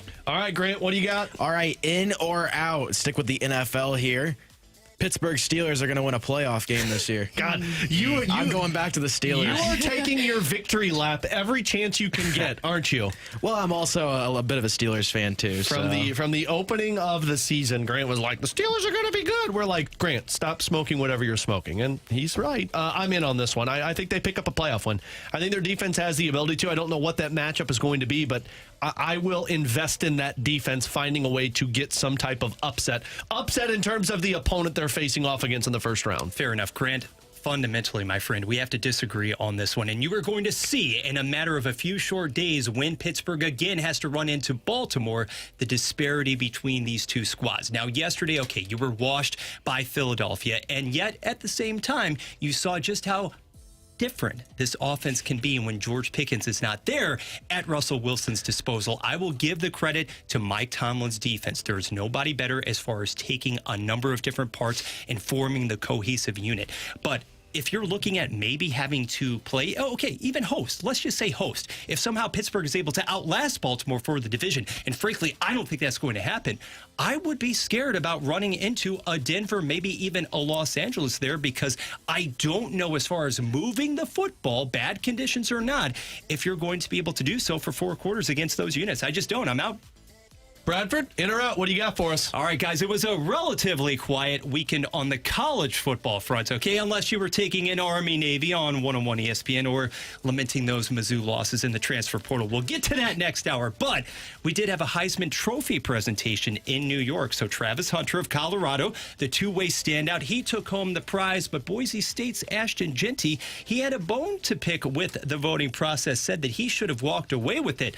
In or out, Travis Hunter, both sides of the football should have ultimately won this honor over a guy who's going to break Barry Sanders, his record for single-season rushing in college football. And I'm sorry, Genty, and you're right, man. In any other year, you should have run away with this because you took a program to a college football playoff that I don't think anybody has ever thought Boise State could be in that position. And frankly, I mean, it was an impressive season, but it just wasn't enough as impressive as Travis Hunter. I mean, you did it on both sides of the ball. He's the first Heisman to do it on both sides of the ball since Charles Woodson? Charles Woodson, and he has played markedly more snaps on defense and offense. And I get how people are like, Colorado's not a playoff team, so how can they get the Heisman? Travis Hunter was the best player on that team, on both sides of the ball. So, unfortunately, I agreed with how the voting went down. It should have been close, but I would have leaned toward Travis Hunter. And because he was so impactful on both sides, he's out there, Grant, for more than 80% of snaps on a week-in and week-out basis. I also find it fascinating. A lot could change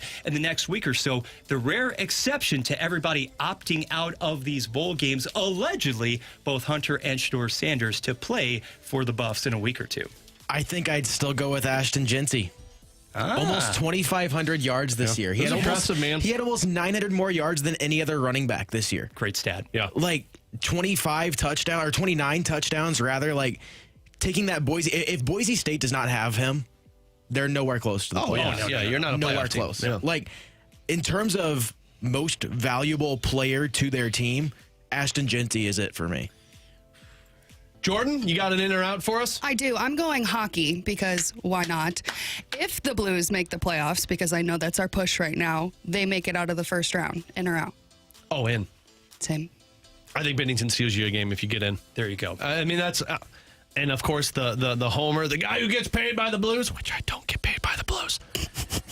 You've got the better goaltender in any matchup with the exception of the Winnipeg Jets. And, frankly, I don't know what the Winnipeg Jets are going to look like in the playoffs. But let's assume you get in as the 8th team, which would mean you're taking on the best team in the NHL. To me, that's either going to be Minnesota or Edmonton. And I like the matchup in both of those scenarios. And I know the Blues have lost to the Minnesota Wild already twice this season.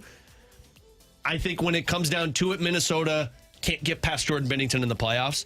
And the Edmonton Oilers, Edmonton's going to be a favorite for a Stanley Cup, but I would take Binnington over Skinner any day of the week. I would take the Blues over the Oilers in the playoffs. I don't think this year I'd take them over the Wild.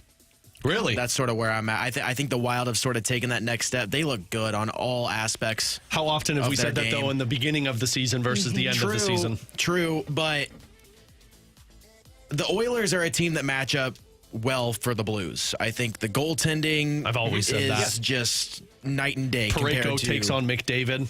Right. Yeah, I think the Blues handle Edmonton, which is crazy to think about. Like you're talking about the team that just went to the Stanley Cup final last year, Game 7 against Florida, and I'm more comfortable going up against them than the Minnesota Wild. Yeah. But I don't think the Blues match up well against the Wild. That's a fair point. I'm in because when you get to that stage, really it is about the play between the pipes dictating who moves on, who is able to advance. And there isn't anyone outside of, Alex, as you mentioned, perhaps Winnipeg, and it remains to be seen exactly what the scheduling is going to look like there, in whom you would have more confidence than a Jordan Binnington. He is that albatross of sorts if you run into a Minnesota, for example. And just think about all the subpar goaltending across the Western Conference, i.e. Colorado. Would you really be backing anyone other than Binnington or a Hellebuck in that department? By the way, I'm so pissed at San Jose for taking Alex Georgiev. Why, man? Because now Colorado is going to be actually a decent team. Like, they're going to put together a lot of wins. I think they're going to be a tough team to beat now because they have an actual goaltender. Pick it up with Anthony in about an hour or so. Look, man, you and I trashed all over Georgiev, and then as fitting as you would imagine, he beat the Blues in that first game against San Jose. What was, were you in or out on that? Oh, Jordan? I'm totally in. Of course you are. I know playoffs are a totally different ball game, and then also Jordan Binnington can stand on his head, I think, for 24 hours if you needed him to. Joey says this all the time, and Jordan, you're absolutely right. Like any single time, like there's very few goaltenders that I would say that's who you want in between the pipes for a playoff series, and Jordan Binnington is one of those very few. All right, let's get to a couple of these on the Air Comfort Service text line. In or out, Brandon Saad is traded before Nolan Arenado. I'm going to go out on that. Like I said earlier, I think Brandon Saad is more of a trade deadline trade.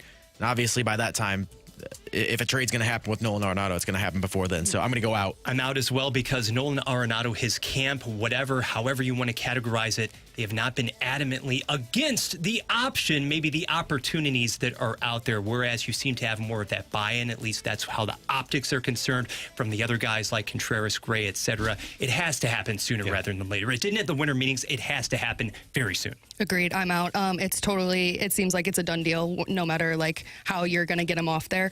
And Saad, like you mentioned, Grant is probably closer to a trade deadline. So there hasn't even been there's speculation, but not official talk of that. Whereas Nolan Arenado has had that official talk. Yeah, I'm out on this one as well. Like if he was reportedly by Elliot Friedman on the market and available in the offseason, you're not going to get a trade now for him when he's struggling. Like, if he plays well, maybe at the deadline, but by the deadline, you'd imagine, deadline spring training. Arenado, if he's gone, he's going to be gone at that point. One more, and then we'll take a break. In or out, the Cardinals have never offered a $150 million contract before. In the next 5 years, the Cardinals will offer one contract that goes north of that. The next 5? Next 5, north of a $150 million contract. I will go in. I think it's going to be towards the latter half of those 5 years, just because with how baseball has changed and all of the huge contracts that are given out. Like, if you want to end up getting competitive, which obviously the Cardinals want to get competitive again, it's not going to be like this for much, much longer. I'd say give it 3-4 years. I think they're going to have to give out a contract like that. A question to everybody in the room. First of all, it is a natural in for me. Do you guys like watching Mason Wynn play baseball down at Busch Stadium? I do. I see where you're going. Would you love to see Jordan Walker satisfy and fulfill that potential that was still right there for him a couple of seasons ago? Who knows? We could have a bounce back campaign, the real breakthrough this coming spring and summer.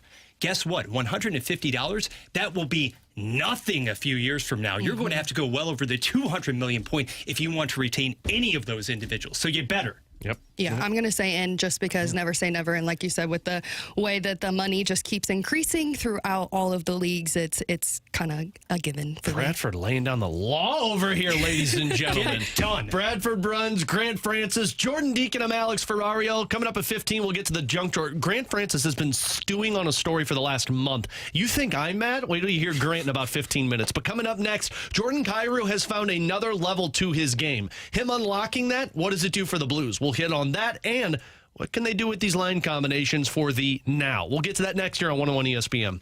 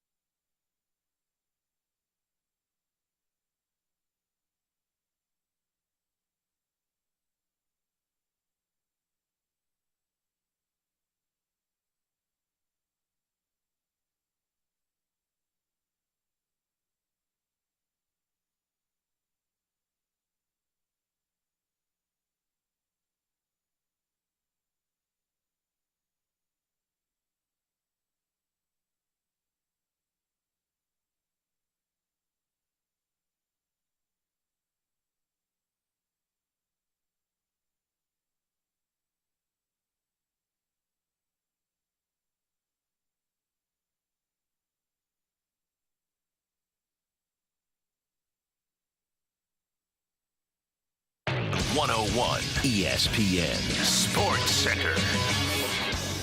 I'm Jordan Deacon. The Sports Center update is brought to you by Saliga Heating and Cooling. Over the weekend, the Blues played back-to-back games against the Dallas Stars and New York Rangers. They lost the first but won the second and are back in action tomorrow night. Pre-game coverage with our very own Alex Ferrario starts at 6 o'clock, and then puck drop is at 7. I'm Jordan Deacon. The Sports Center update was brought to you by Saliga Heating and Cooling, an independent American Standard heating and air conditioning dealer.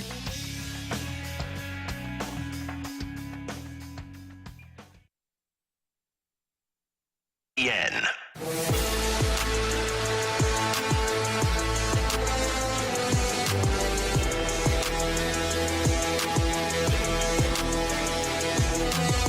No, he's significantly improved in his play without the puck. I've talked to him about it. The one thing I want him to get back to that I think is starting to come is being more aggressive with his feet, attacking defensemen's feet, making them uncomfortable because of his speed and skill, and then hounding pucks in that offensive zone through back to our red line. That was head coach Jim Montgomery yesterday prior to puck drop against the New York Rangers. And then just look into the future of that game. Jordan Kyrou pressures Ryan Lindgren when he's going back for a puck, stick checks him, steals it, goes in for the breakaway and scores that goal. It's exactly what Jim Montgomery was talking about. No coincidence Jordan Kyrou is having success this season. And it's not just that game against the Rangers. It's not just since Jim Montgomery has taken over.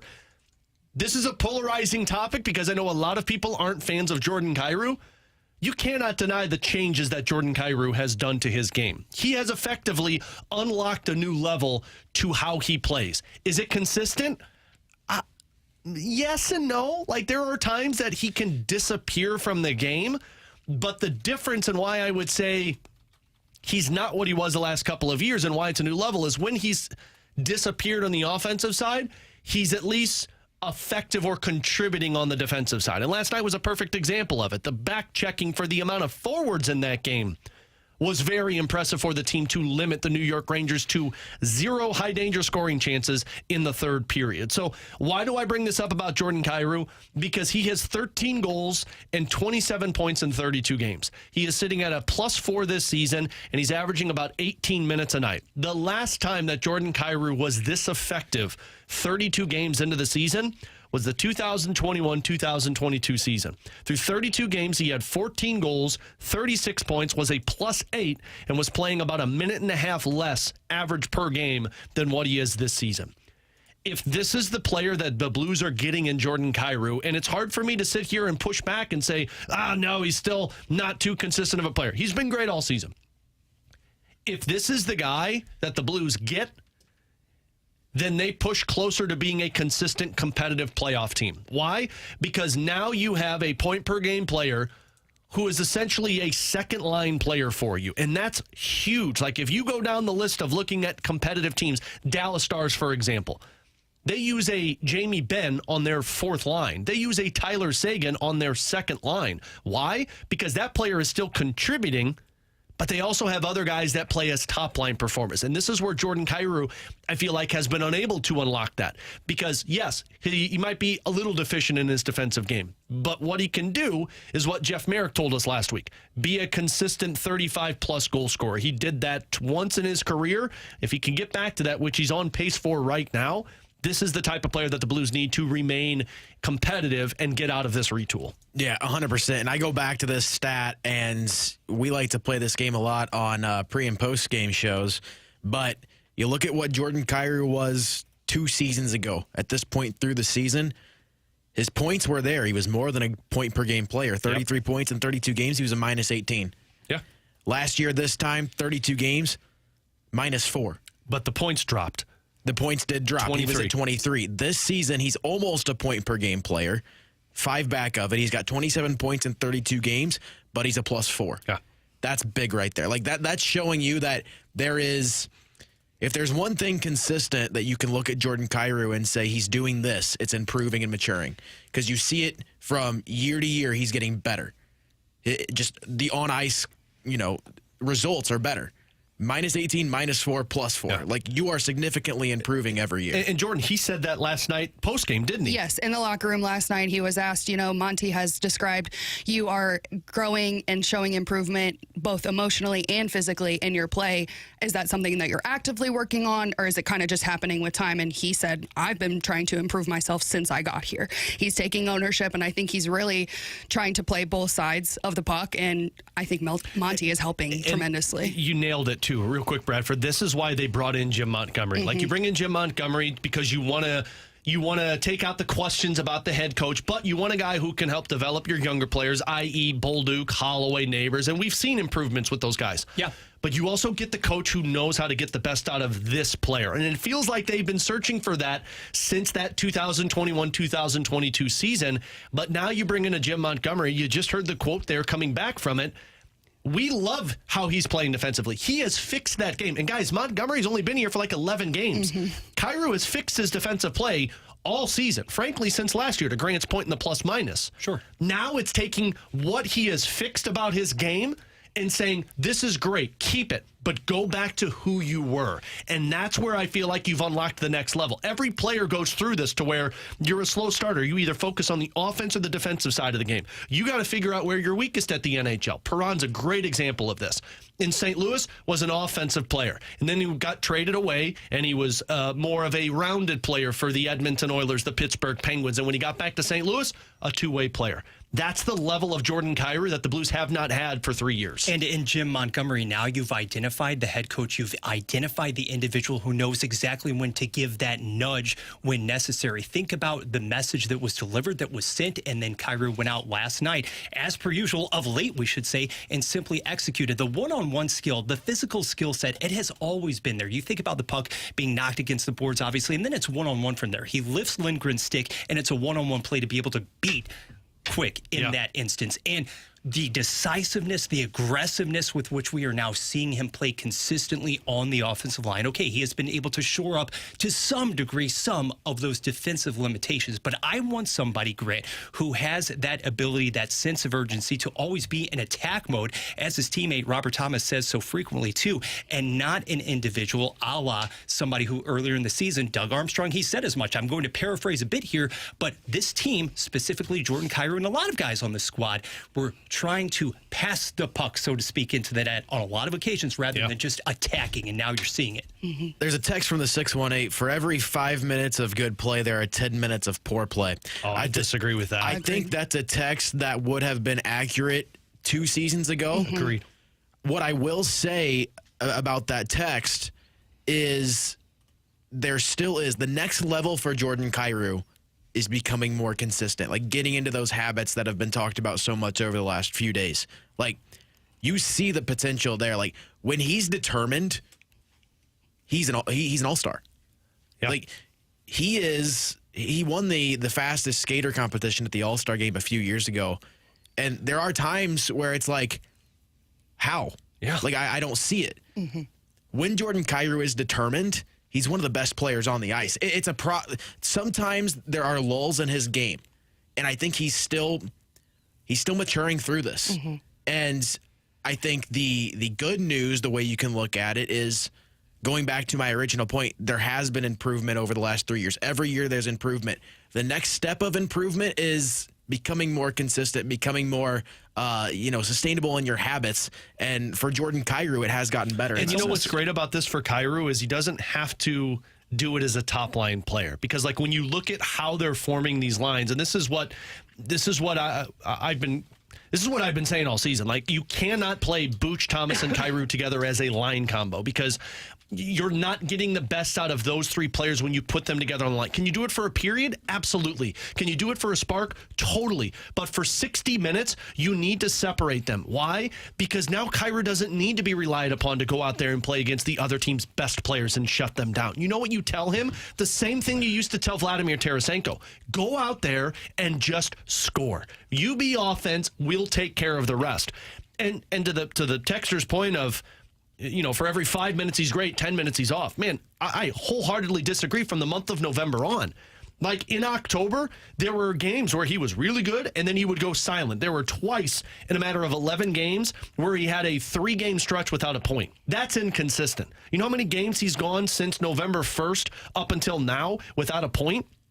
2? 3. Okay. And they all have been individual. Game, point streak, game, point streak, game, point streak. That's consistency. And you go back and look at what they did back in that 21-22 season. Now, he's not a third-line player. He's not playing 16 minutes a night. But why did they have so much success? Why did he go out there and perform like a point-per-game player with 37 goals? Because he got better matchups. This is why you don't need him on that top line. You want to take advantage of the matchups. The opposition is like, how are we going to handle this? That's because they're like, well, we got to shut down Thomas. Now we got to shut down Jordan Kyrou. When you put them all together, it's like, we shut down this line. We're good to go. I also think it's important to say that Toropchenko on that line with Kyrou last night was a game changer for me. Like having someone like Torpo that will go into the gritty areas and help deliver that pass to Kyrou and let that shot fly is super important. So it obviously takes another step into spreading them out throughout the lineup, as you can have different players be impacted by him in a positive way rather than relying on him to shut down the top pairs. So I'm glad Jordan said that because, Toropchenko on that second line wing, I think a lot of people would look at that and be like, oh my gosh, really? Like Toropchenko, a fourth line player in a lot of people's eyes. I thought he did fine there, but the center depth was a glaring problem in that game against Dallas. What were they, like 29, or they were like 34% from the faceoff dot? Like, it was not good. Thomas had a bad game. Shen had a bad game. And Walker was most of them. Walker, I think, was 63% in that game. Yes.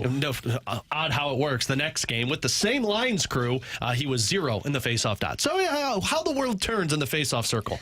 But everybody says, well, it's Dvorsky. Well, it's Snuggerud. Those guys aren't going to be here for a while. I shouldn't say for a while. Those guys aren't going to be here until maybe post-trade deadline, but who knows? You got to figure out how to formulate your line combination now. And you can't have Dylan Holloway play the center. He is a great bridge player, but you need that offense on the wing. For me personally, once Faksa comes back, I think you have your line combinations. Faksa moves up into that third-line center role. Is he slower than what you would like? Sure. But you know what he does? He drives plays north, and that's what he was doing with that WTF line. I think you move a Sundqvist into your fourth line role, or you keep Nathan Walker on the center position and put Matthew Joseph on the wing. That's the depth of scoring that we're talking about. What you can't do is when you're healthy, you say, cool, Kyrou goes back up, because now you lose that depth of scoring. I think Booch, Thomas, Neighbors, that's a line combination you work with. Kyrou and Shen seemingly has worked for the last 4 years. Now you've got another player that can play on that wing with them, with a Bolduc, with a Holloway, whomever you want to put in that spot. And then you just need to move. You got to find a way to bide your time for the center position. You can't rush Dvorsky, because when he comes in, he's going to be here long term. And even more so, you trust in Jim Montgomery, I think, to identify that when you get all of these moving pieces basically back in place and entrenched, that Jordan Kyrou, okay, for the betterment of the team, the overall production, spreading it around, the surplus of offensive production, to not immediately bump him back up by default to the number one line. Because how many times in the past year plus have we seen that? It's just been the default move, right? Well, I think now you have that individual who knows, okay, we do understand exactly what is going to be best for the overall importance of the team, the structure, and with Kyrou's ability to bounce in and out and so forth, now there's stability, there are no questions, and that frees him up to do that much more. Yeah, the one concern right now for me, and it's showing with Radek Faksa out, when you have one center that's out, it really puts a damper on your lineup. Yeah, there's a butterfly effect when you lose a centerman. Because then you're putting a winger into a centerman role that he can play there, but probably not the most ideal. It hurts your depth of scoring, because when you take Holloway off of the wing, now you're losing a guy who has scored 10 goals already this season for you. Also hurts your consistency. If you're asking everybody to be consistent and then you're changing where they're playing in and every night, it can be tough like that too. Yeah, that's where you need that flow, and they have not had that flow, and frankly, it's been tough with all of the injuries. But when you get to the point, when you're healthy, and they're not skating today, the expectation, it sounded like maybe Faksa tomorrow, maybe the road trip. But when you get back to that, then you can get into a little bit of a flow and change on the fly if need be. Grant Francis, Bradford Bruns, Jordan Deacon, I'm Alex Ferrario. Coming up in 15, did that Bills-Lions outcome show us two teams that are going in opposite directions? We'll explain that, talk a little bit more about the MVP conversation, but Grant Francis is pissed. And frankly, I don't get to be pissed. So we'll get to this next here on 101 ESPN.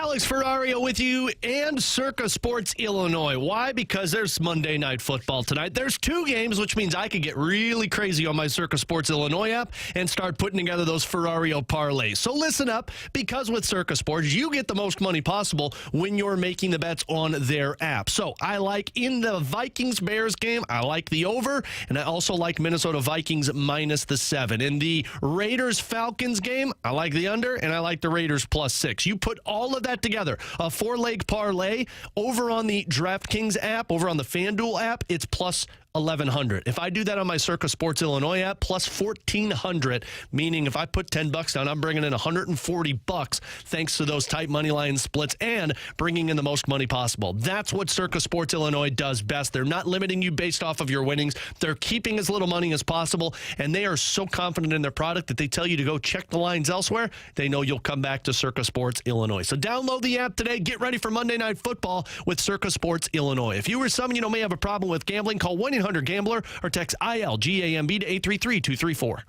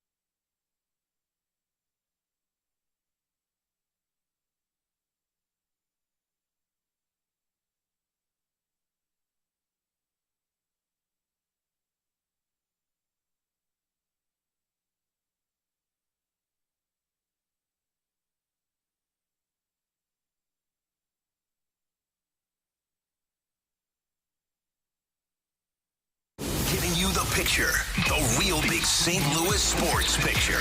It's BK and Ferrario, live from the Car Shield studio on 101 ESPN. Let's open it up. The junk drawer with BK and Ferrario.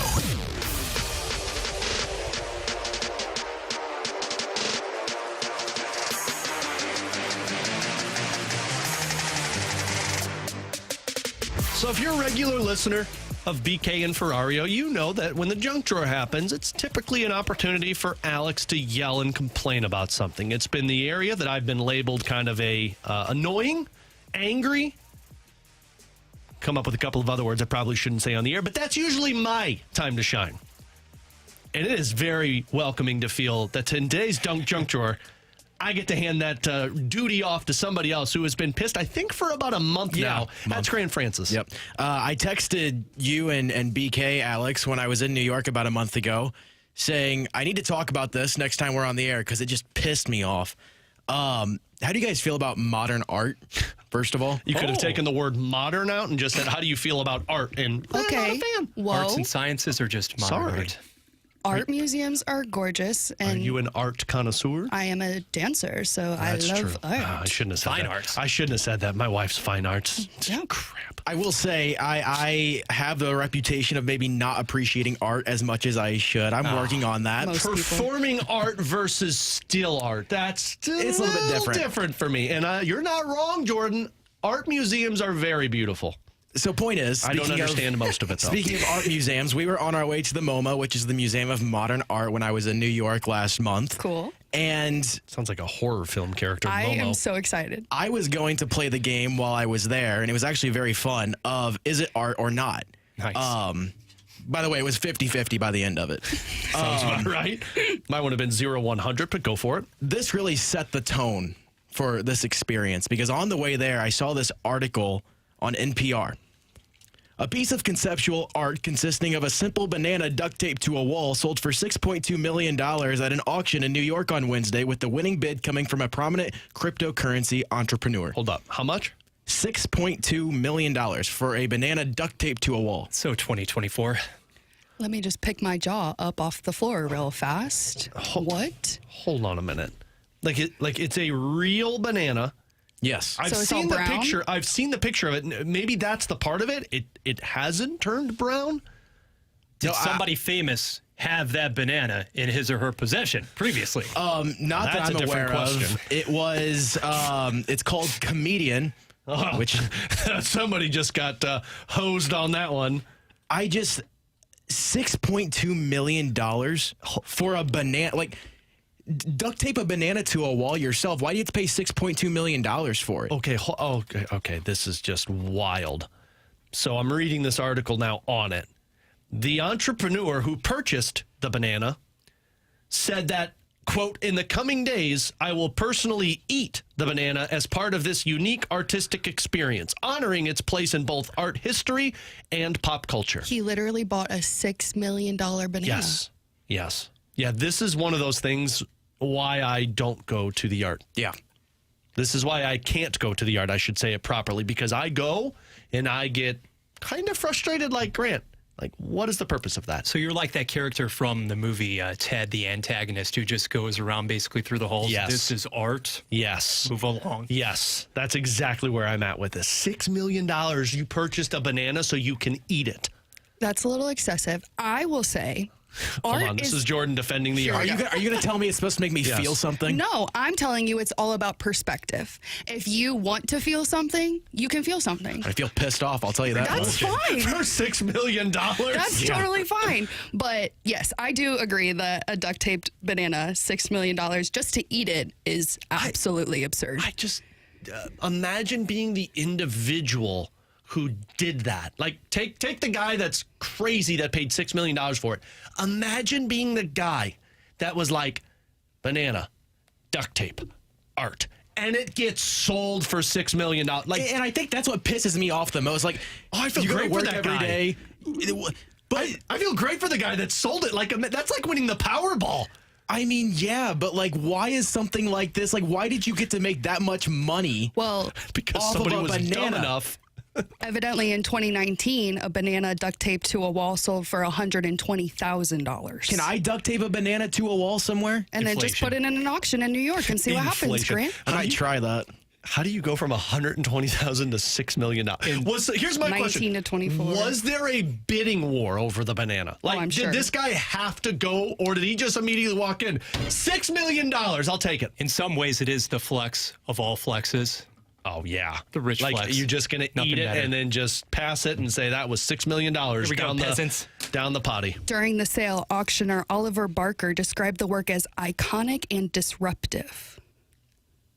The banana Yes. He needs a real job. It's all about perspective. brings a new meaning to the term, I just ished away $6 million. I Yeah, understand that's why true. you were big mad about that. Yeah. Oh, here's another one for you, Jordan. I could real see quick. Grant being in an art museum and walking up, being pissed and ripping it off the wall. I can't even see you this going isn't into. I can't even see you going into an art museum, honestly. Wow. That's true. The one cool thing, seeing Starry Night by Van Gogh was Oh, cool. yes. But this is another thing that irritated me. How are there portraits of just scribbles? It literally just looks like a 7-year-old took a crayon to a blank canvas and scribbled on it. Now it's on a wall for hundreds of thousands of dollars. I have a lot of those at home on my fridge. So if anybody wants to pass along Sell $6 it to million, the MoMA. I've got art. Like seriously, it's all it takes. I'm going to start putting it up on eBay. Or I'm going to start putting some bananas up there. Especially nowadays, like something can appeal to anybody. Like you don't have to like all of the art, but someone out there does. Clearly, $6 million for There's a banana. madness in play. I'm not sure about a method here, but there's madness. Correct. All right. I'd like to rephrase what I said at the opening because my wife is listening. Everything about art is wonderful, specifically theater and music. With Jordan Deacon, Bradford Brunch, Grant Francis, who hates bananas, I'm Alex Ferrario. Coming up next, go back into the NFL because that Bills-Lions game, a lot of questions about one decision by a head coach. And is that telling where these two teams are headed? We'll get to that next year on 101 ESPN.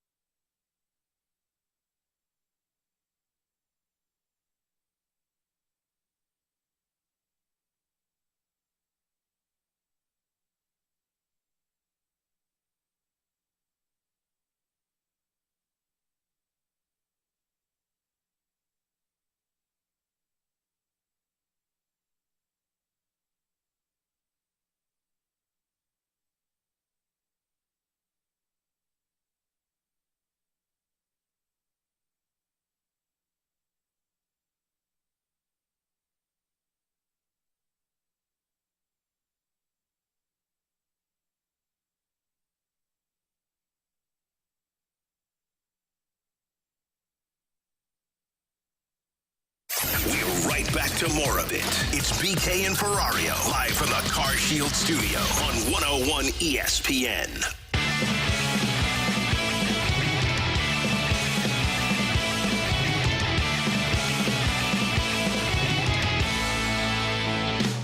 Seems a little early, Tony, but here we go. 12 minutes to go. Onside kick. Ball bounces around. Is picked up by Hollins, and he's running with it. Hollins tackled down at the 5-yard line. Seems a little early, Tony, doesn't it? That was the comment on the broadcast between the Lions and Bills yesterday as Dan Campbell decided to kick an onside kick with, 12 minutes left to go in the fourth quarter? Why not? And it's going to sound terrible for me because I was like, I get it. I mean, that team was unable to stop Josh Allen the entire game. Their defense was falling apart piece by piece by piece. And they were, down by 2 touchdowns at the time? They were down by 10, I believe. They were down by 10. And so you kick the onside because you're thinking, it's like, we're not going to stop Josh Allen, so we need to try and just get the ball back so we can tilt the momentum in our direction.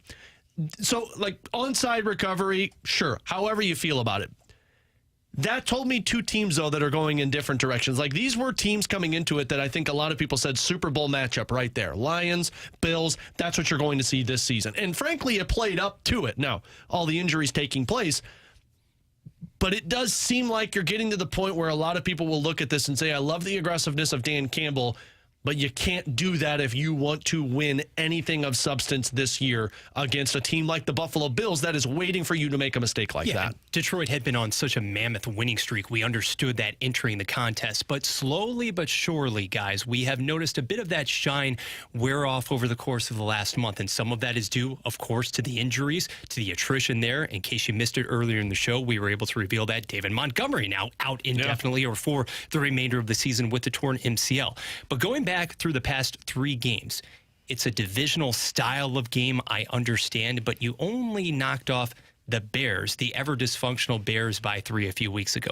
You followed up by edging Green Bay once more by just 3 points a week ago. And then in this one versus Buffalo, it is so key for Detroit. And I understand that yesterday you had Goff go off for nearly 500 yards. He had the 5 touchdowns. That's not the game, though, Grant. That's not the mentality that Detroit really wants to take. Because early on in the season, when Detroit was just absolutely laying waste to opponents from the AFC, NFC, left and right, it was about being able to establish the running game with the Sonic and Knuckles pairing of Montgomery and Gibbs, and then working off of that with the play action. When Goff is forced to throw it that many times, sooner or later, something is going to go catastrophically wrong. And whereas for Buffalo now, in seeing that yesterday, I looked up, watching that contest, you're checking the box score. Buffalo has reached almost 500 yards of total offense by the start of the fourth quarter, finishing up with almost 550. Right now, these teams are playing in different leagues at the moment.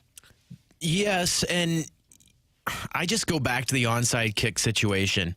Like, 7% is the success rate on onside kicks. So basically, in that situation, you're giving yourself a 7% chance to win the game.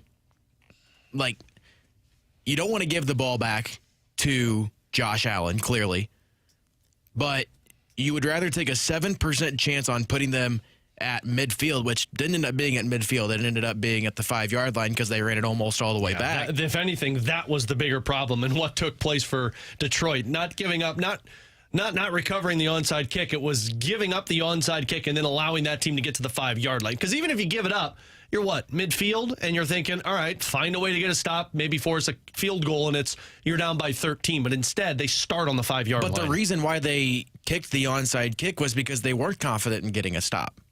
Right? Like, you're basically saying that we can't stop you right now. Yeah. We need the ball back. Well, yeah, because, it's a 10-point game if you kick it downfield. And, mind you, this is a team that scored 35 points through the first 3 quarters. Like, there was no stopping. What, did they punt the ball once in that game? Once yesterday, 3 times in the week prior versus the Rams. I'm curious, though, does your thought process, your line of thinking change at all if you don't have to declare that now prior to actually setting up from the onside? Maybe a little bit, but still not with 12 minutes to go. The way I look at it is, you have a 7% chance of getting the ball with the onside kick. What would you set the percentage at if you pinned Detroit back to the 25-yard line?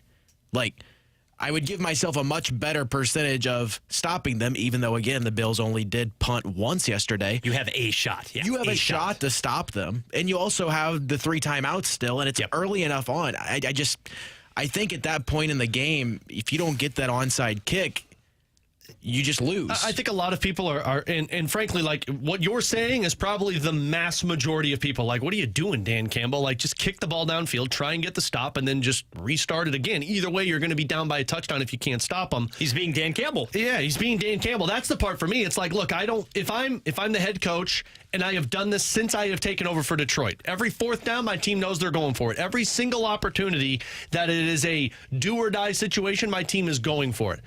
And frankly, that's what the Detroit Lions have learned to do. And it's what's got them to this point where they've been one of the best teams in football this season. Did it burn you? Absolutely. And in a playoff game, I don't know if you're doing that same thing. I think in that circumstance, you're thinking all of our guys are falling off. We can't stop this team. Let's find a way to at least tilt the momentum back on our side.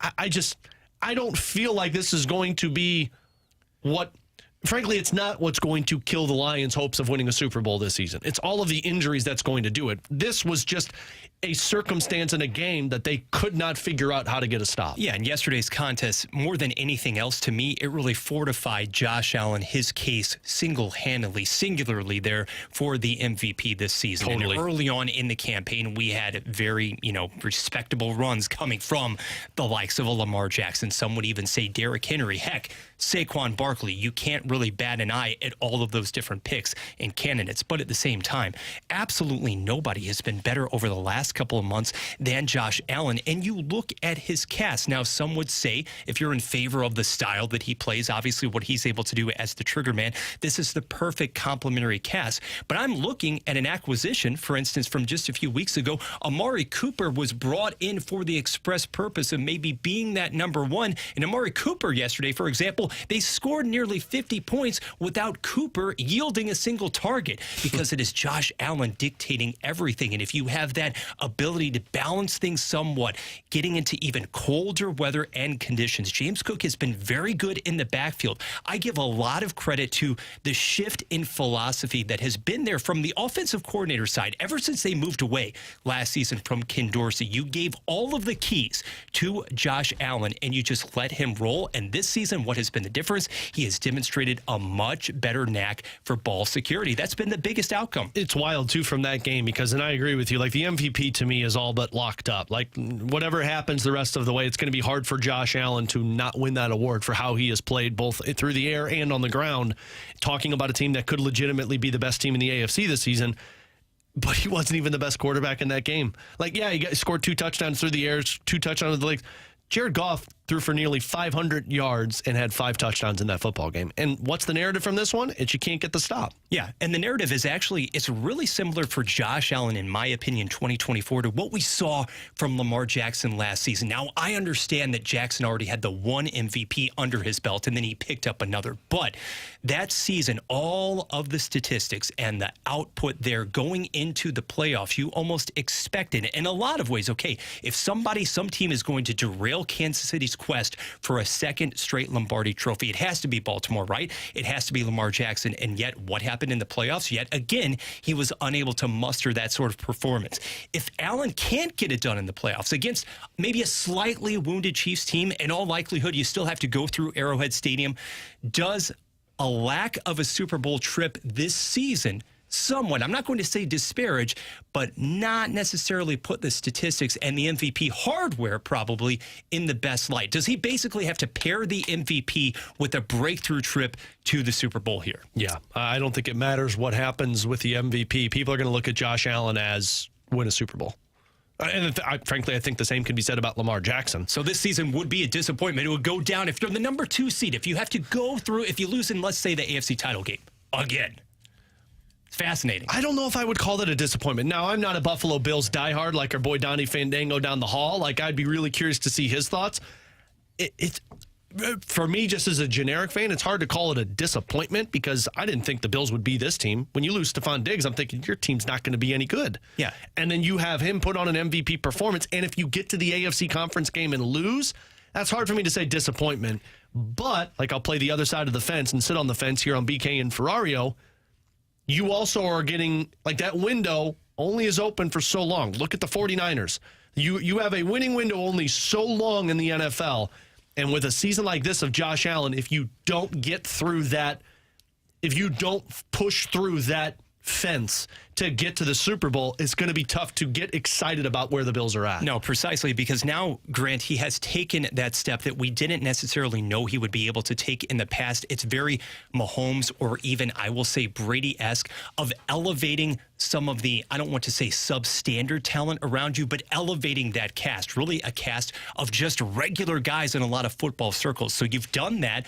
Mission accomplished. Now, can you break through on the postseason stage? Yeah, and I think also, speaking to the postseason, I think it does matter how you lose, too. Because if you go up against the Chiefs at Arrowhead Stadium, toe-to-toe with them, and you put up 35 points, and the Chiefs happen to put up 38, you're talking about a completely different narrative than if the Bills go in and score 3 points. Yeah. Like, it really depends on how you lose. Or too. Allen throwing 3 interceptions in the Right. game. Like that's different than if you lose because the other team drives down the field. 100%. Is there another level for this defense as well? We're kind of glossing over the fact that, that side of the ball surrendered 40-plus points to the Lions and hasn't exactly been great all year. Well, they just did it versus the Rams, too. And here's the other thing that I think the Bills could struggle with in the playoffs. If they go through a weather situation where they're playing in some pretty deep snow or, whatever it may be, their running game is probably not going to match up to the other teams. Well, then it's hero ball with him. Right. That's all. But you're playing a difficult style if you're trying to pass the ball in a game that's tough conditions. You know what I mean? See, I'd feel even better about my prospects if I am a Buffalo enthusiast then, because I would readily put the onus totally on Josh Allen, the wheels then, because think about the way this season, and it goes back to the OC too, they have been much more cognizant, I would say, of designed runs for Josh Allen, unless you have the different situations, i.e. Los Angeles, i.e. yesterday, the demand for him to get outside of the pocket and use that mobility. So all of those bullets would be used up come January. It's going to be a fascinating end of the regular season in the NFL. Bradford Brun's, Grant Francis, Jordan Deacon. I'm Alex Ferrario. Coming up at 15, Mizzou having some issues in the transfer portal. We'll talk about that, but coming up next, the Blues are still, despite all of the positives we've talked about today, they are still lacking some of the details in their game. What are those details? We'll get to that next here on 101 ESPN.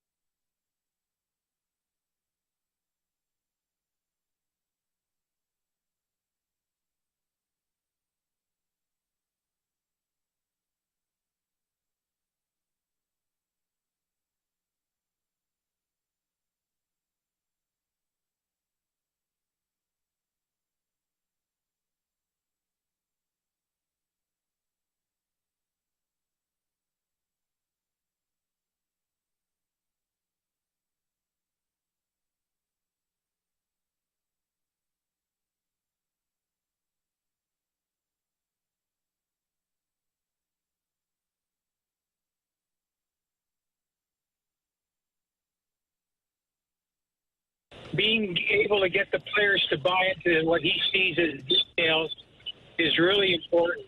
That's kind of where he's at, guys, is he's unbelievable, paying attention to the details that you need to win.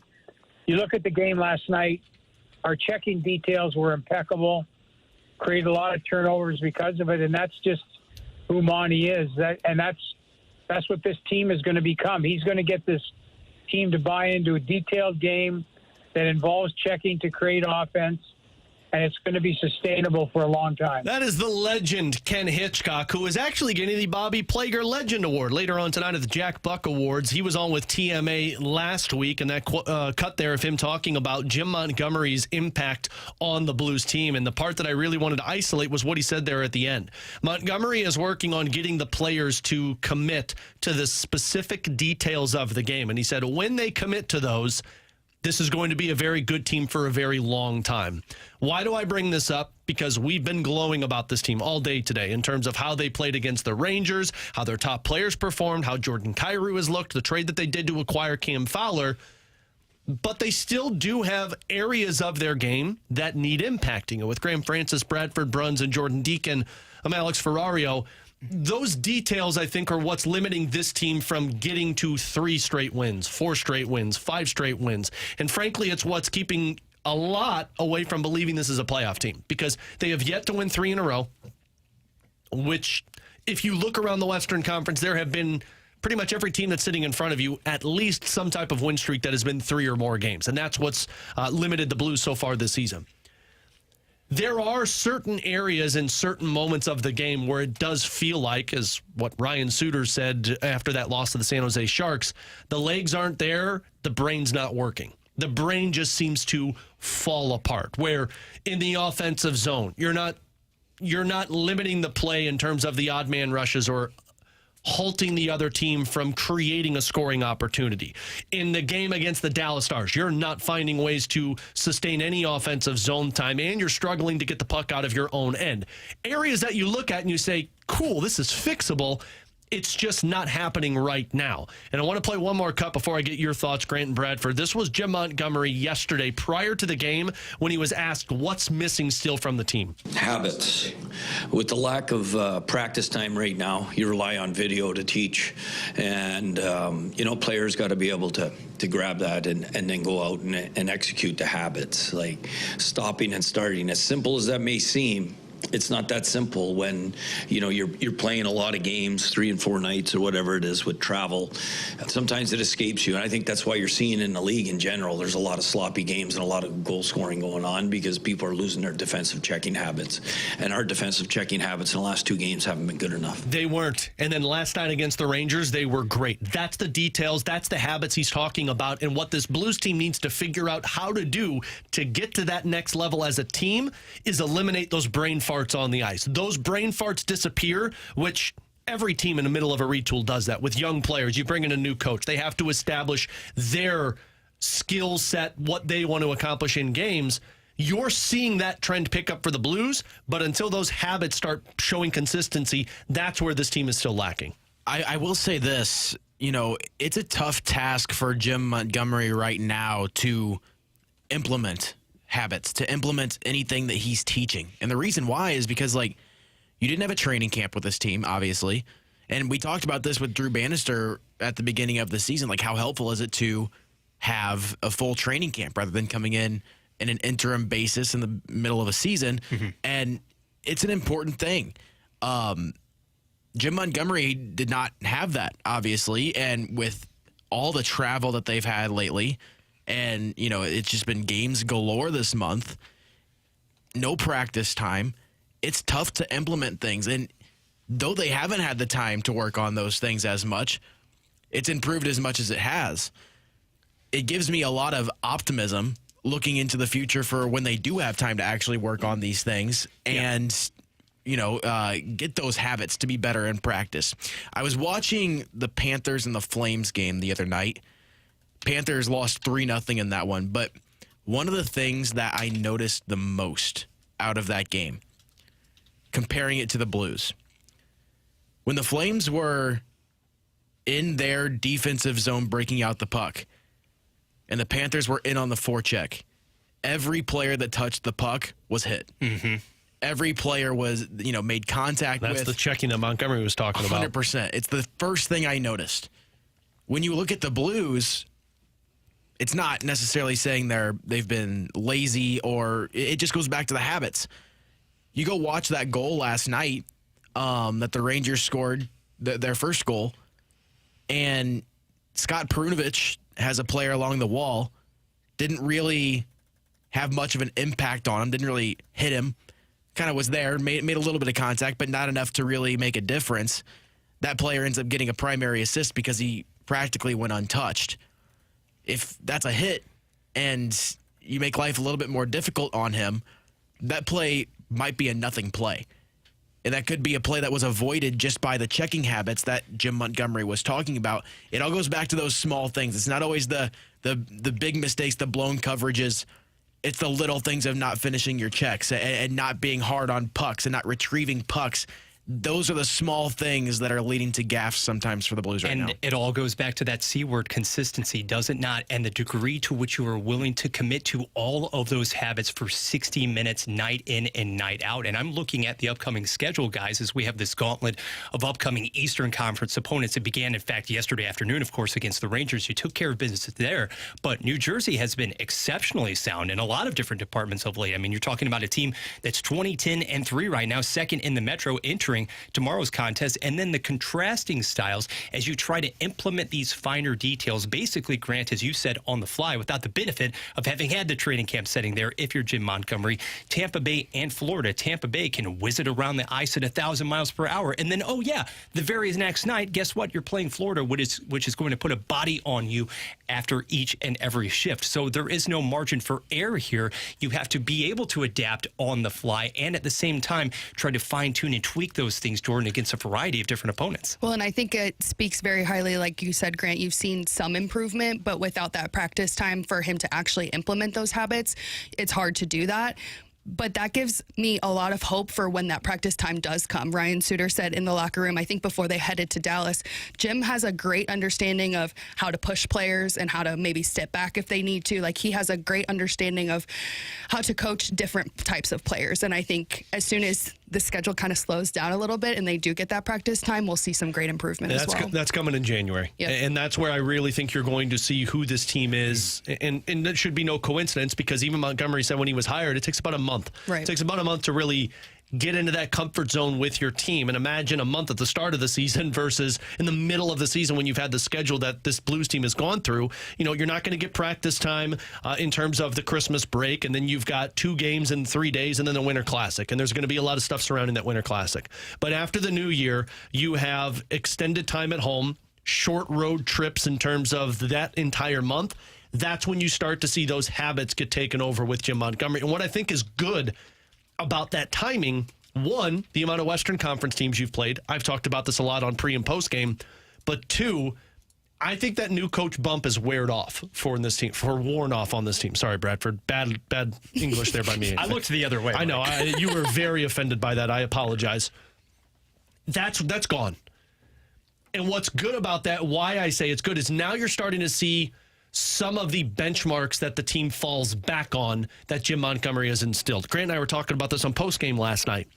In the first 22 games under Drew Bannister, and this is nerdy numbers, as BK likes to call it, natural stat trick does high danger scoring chances, which is essentially in the slot. Basically, if you draw a line from the faceoff dots to the goal line, that's the house that the team talks about. Berube used to say you limit the other team to less than 12 high danger scoring chances. That's a really good game. In 15 of the 22 games under Drew Bannister, the Blues allowed more than 8 high-danger scoring chances. Since Jim Montgomery has taken over, 4 of the 10 games, they've allowed less than 8. So 6 of the 10, they have been a stingy team, allowing less than 8 high-danger scoring chances against. That's 60% of the game since Jim Montgomery has taken over, including last night. So think about that on top of what they were. That's what you fall back on when the new coach bump disappears. And now it's just a matter of getting some of those other habits to take over in the game. Well, and you go back to this, too, in terms of how long it takes to implement new things as a head coach.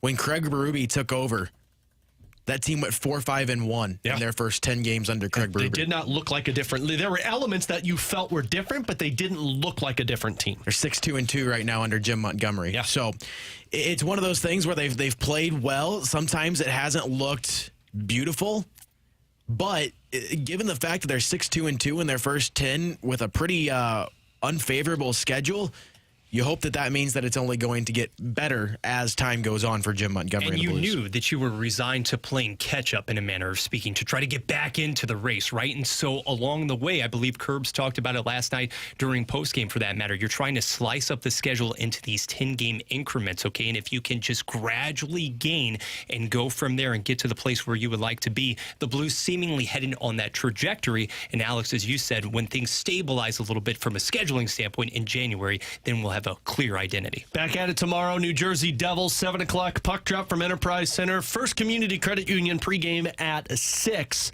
We'll take a break. We'll come back. Mizzou, not playing, but still losing. How is that possible? We'll talk about it next year on 101 ESPN.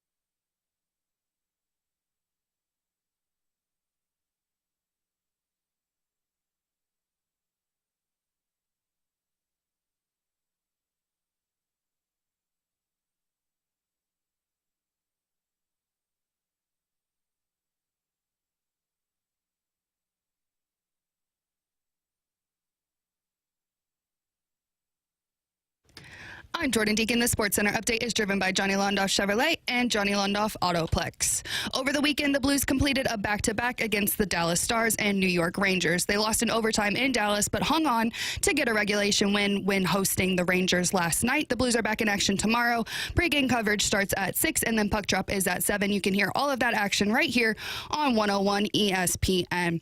If you miss anything from today's super fun show, make sure to check out the podcast at 101ESPN.com or from the free 101 mobile app. I'm Jordan Deacon. The Sports Center update has been driven by Johnny Londoff Chevrolet and Johnny Londoff Autoplex. See them at londoff.com. Chevy, together we drive. Are you kidding me?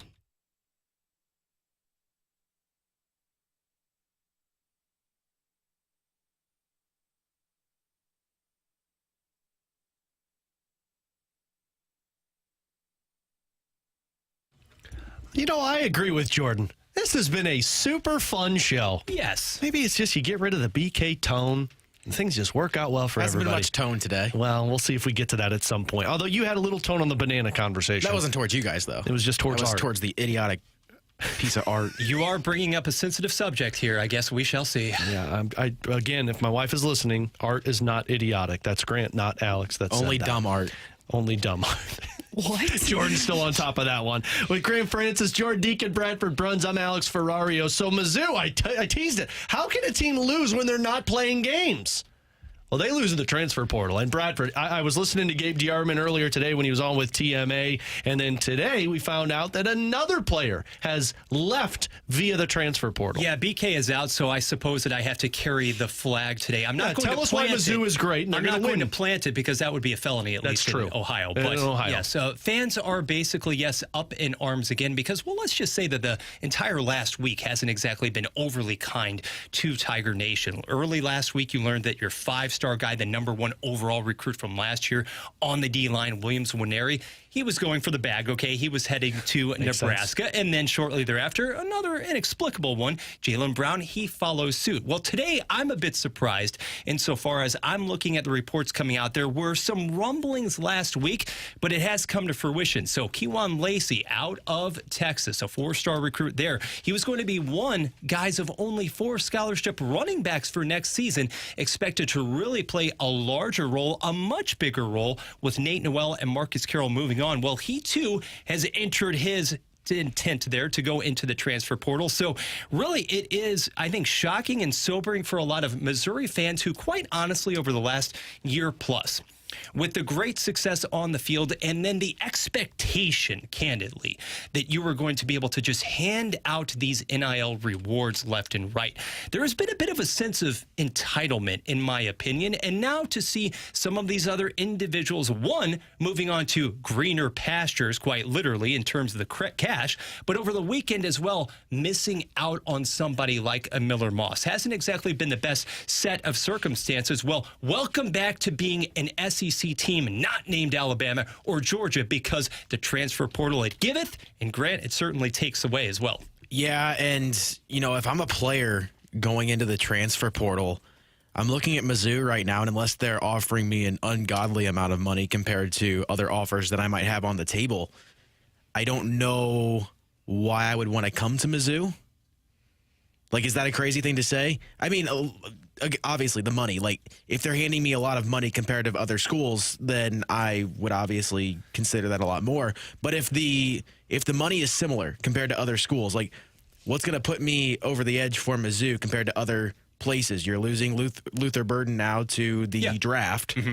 I mean, it wasn't a great year this season after having a really good year the year prior. And that's kind of where my mind goes, is that if you were able to have a year this year like you had last year and you end up making the college football playoff, I think it becomes a little bit easier to persuade players to come your way. But now that is not the reality, what's the play? Like, how do you get me to come to Mizzou? Yeah, that breakthrough narrative, it's a lot more alluring, right, to the would-be recruits. Now, it's not all doom and gloom in terms of guys actually coming in. So, Alex, you do have a couple of nice pickups. Specifically, you mentioned Grant, of course, Luther Burden III declaring for the NFL draft. Kevin Coleman is a wide receiver. He's coming over from, yes, Mississippi State. I understand it was a winless team in conference play, but basically he is your version. He's going to be Luther Burden light for next season, and that has to be huge because you are losing a lot from the wide receiver room. Goodbye LB3. Goodbye Theo Weiss. How are you going to be able to replace that production? This is somebody who's consistently been a slot threat, and you can move him all around the field. Also today, you get the commitment defensive secondary, the safety out of Northern Illinois, Santana Banner. A lot of good things to be said about him, but I am generating a lot of questions, quite honestly. I understand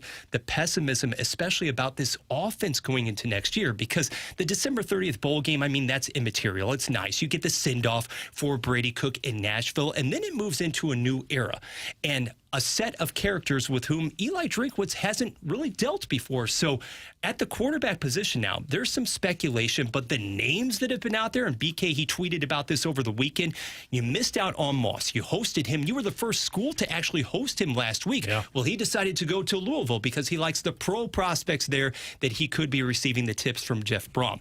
Connor Wigman, he has gone from Texas A&M to Houston. Even a Thomas Castellanos going from Boston College to Florida State for that matter. So who is going to be that bridge quarterback? Because you need somebody who is going to be able to take care of that gap between next season and the year thereafter, because your prized quarterback guy, top 70 in the nation, Matt Zellers, he's recouping from an injury. You can't expect to plug and play him as a true freshman next season. And I don't know, a lot of people out there, they're not exactly enthused about the odds of going into next season with potentially a Sam Horn recovering from Tommy John as well, or a Drew Pine, for crying out loud. Yeah. Under center, you have to get something done. Yeah, that's the biggest thing. Like all of these guys that are transferring out, sure, concerning. You don't like to see guys leave, especially ones like Lacey, who just committed to returning next season. I feel like with Drink, he has earned the benefit of the doubt for me to wait for the dust to settle before I look at this and say, oh no. Because if you don't get a quarterback, if Miller Moss was the guy and now you're stuck with your hands in the air, well, then you dropped the ball, because there should have been a plan B, a plan C, a plan D, which I would imagine there is with Drink and company.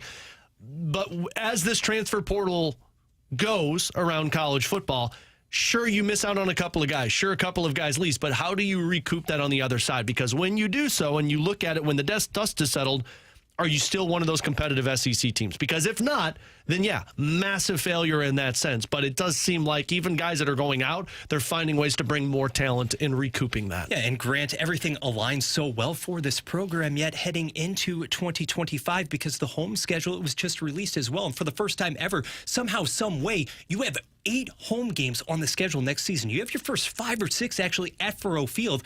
And fortunately for this team as well, it's not as if you are running into the upper echelon squads next campaign. No, rather you're basically repeating the same schedule, just slipping and switching venues as far as having to go on the road versus hosting those teams this season. So the window is still there. But again, in today's college football, if you don't have the quarterback, if you don't have the guy driving the offense and being able to go over the top, then you are operating at a severe disadvantage. He's Bradford Bruns. He took over BK's role. Mizzou college football champions right there. You heard it first with Bradford Bruns. Grant Francis, Jordan Deacon, I'm Alex Ferrario. We'll take our final break. We'll come back. We'll rewind it as we close it down here on Ferrario and Friends. Really, BK and Ferrario on 101 ESPN.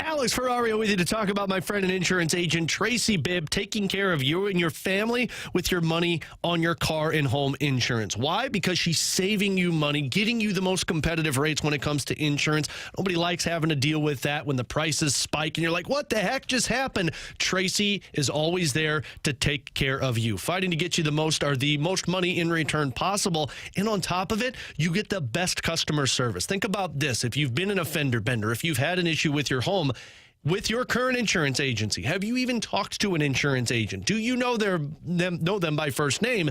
Because if not, you get all of that with Tracy Bibb. You're always available, always there to help you through whatever issue pops up. They preach it's not a matter of if something happens, it's when something happens. And when it does, Tracy is there to take care of you. So give her a call today. Tell her Alex Ferrario mentioned you on 101 ESPN. She'll walk you through the free non-committal quote. 314-328-4260, 314-328-4260. It's no fib. You're always in great hands with the Bibb.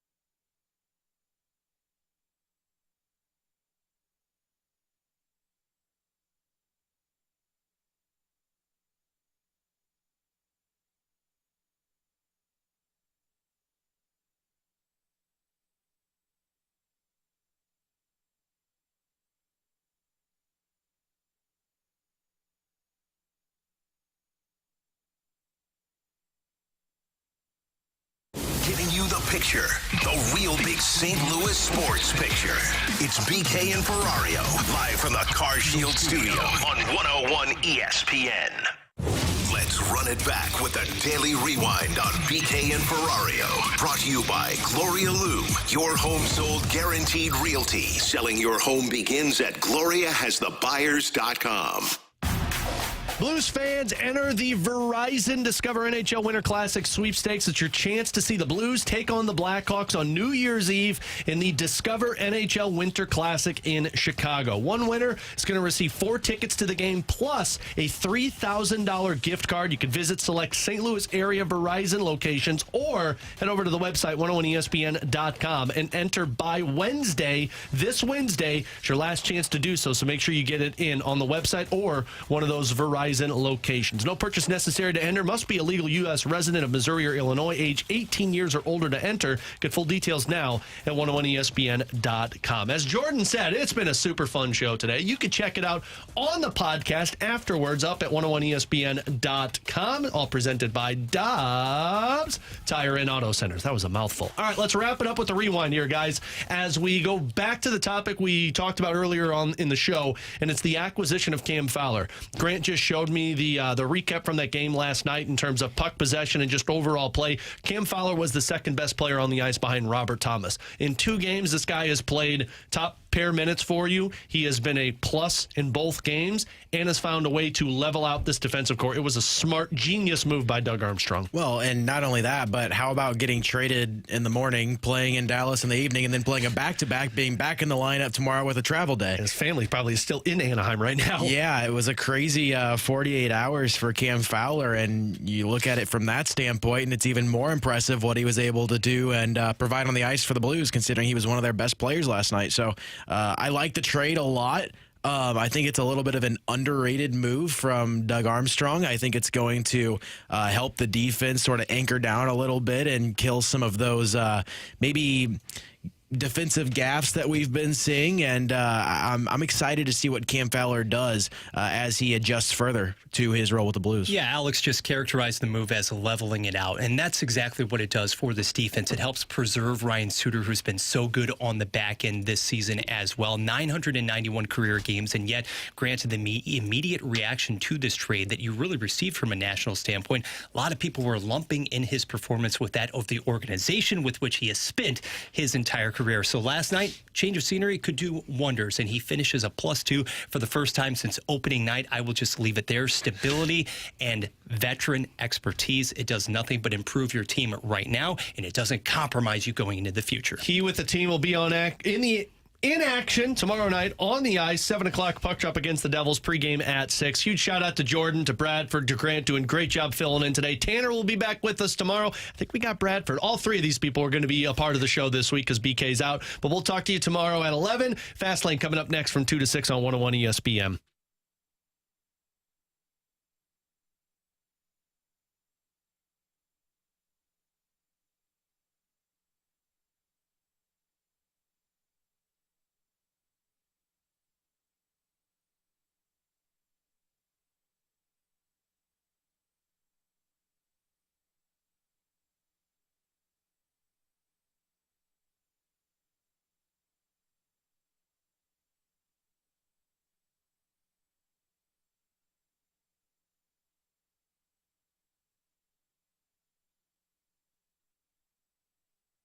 Ted Drew's famous frozen custard off of Chippewa tonight. The perfect combination of frozen custard and Christmas feel. They've got the Christmas trees out in the parking lot. You can walk around while you're eating that famous frozen custard. Check out the fragrant firs, the pine trees. Just enjoy the holiday season with family and friends. They were founded, Ted Drew's, on the principle of our business's service, and the staff there is going to help you select the tree, get it on your vehicle, secured for the ride home, and make sure you get the best frozen custard possible. They still got a great offer for you from now until the end of the year. You can buy 3 quarts and get a jumbo container of toppings for free. It's the perfect dish to bring for the holiday parties. Put it in your freezer and have it for whatever dessert you are going to have. And get those final holiday shopping lists accomplished at the parking lot or across the parking lot at their gift shop. Ted Drew's souvenirs, Ted Drew's apparel, Ted Drew's gift cards, all available for you off of Chippewa. It's Ted Drew's famous frozen custard. It really is good, guys and gals.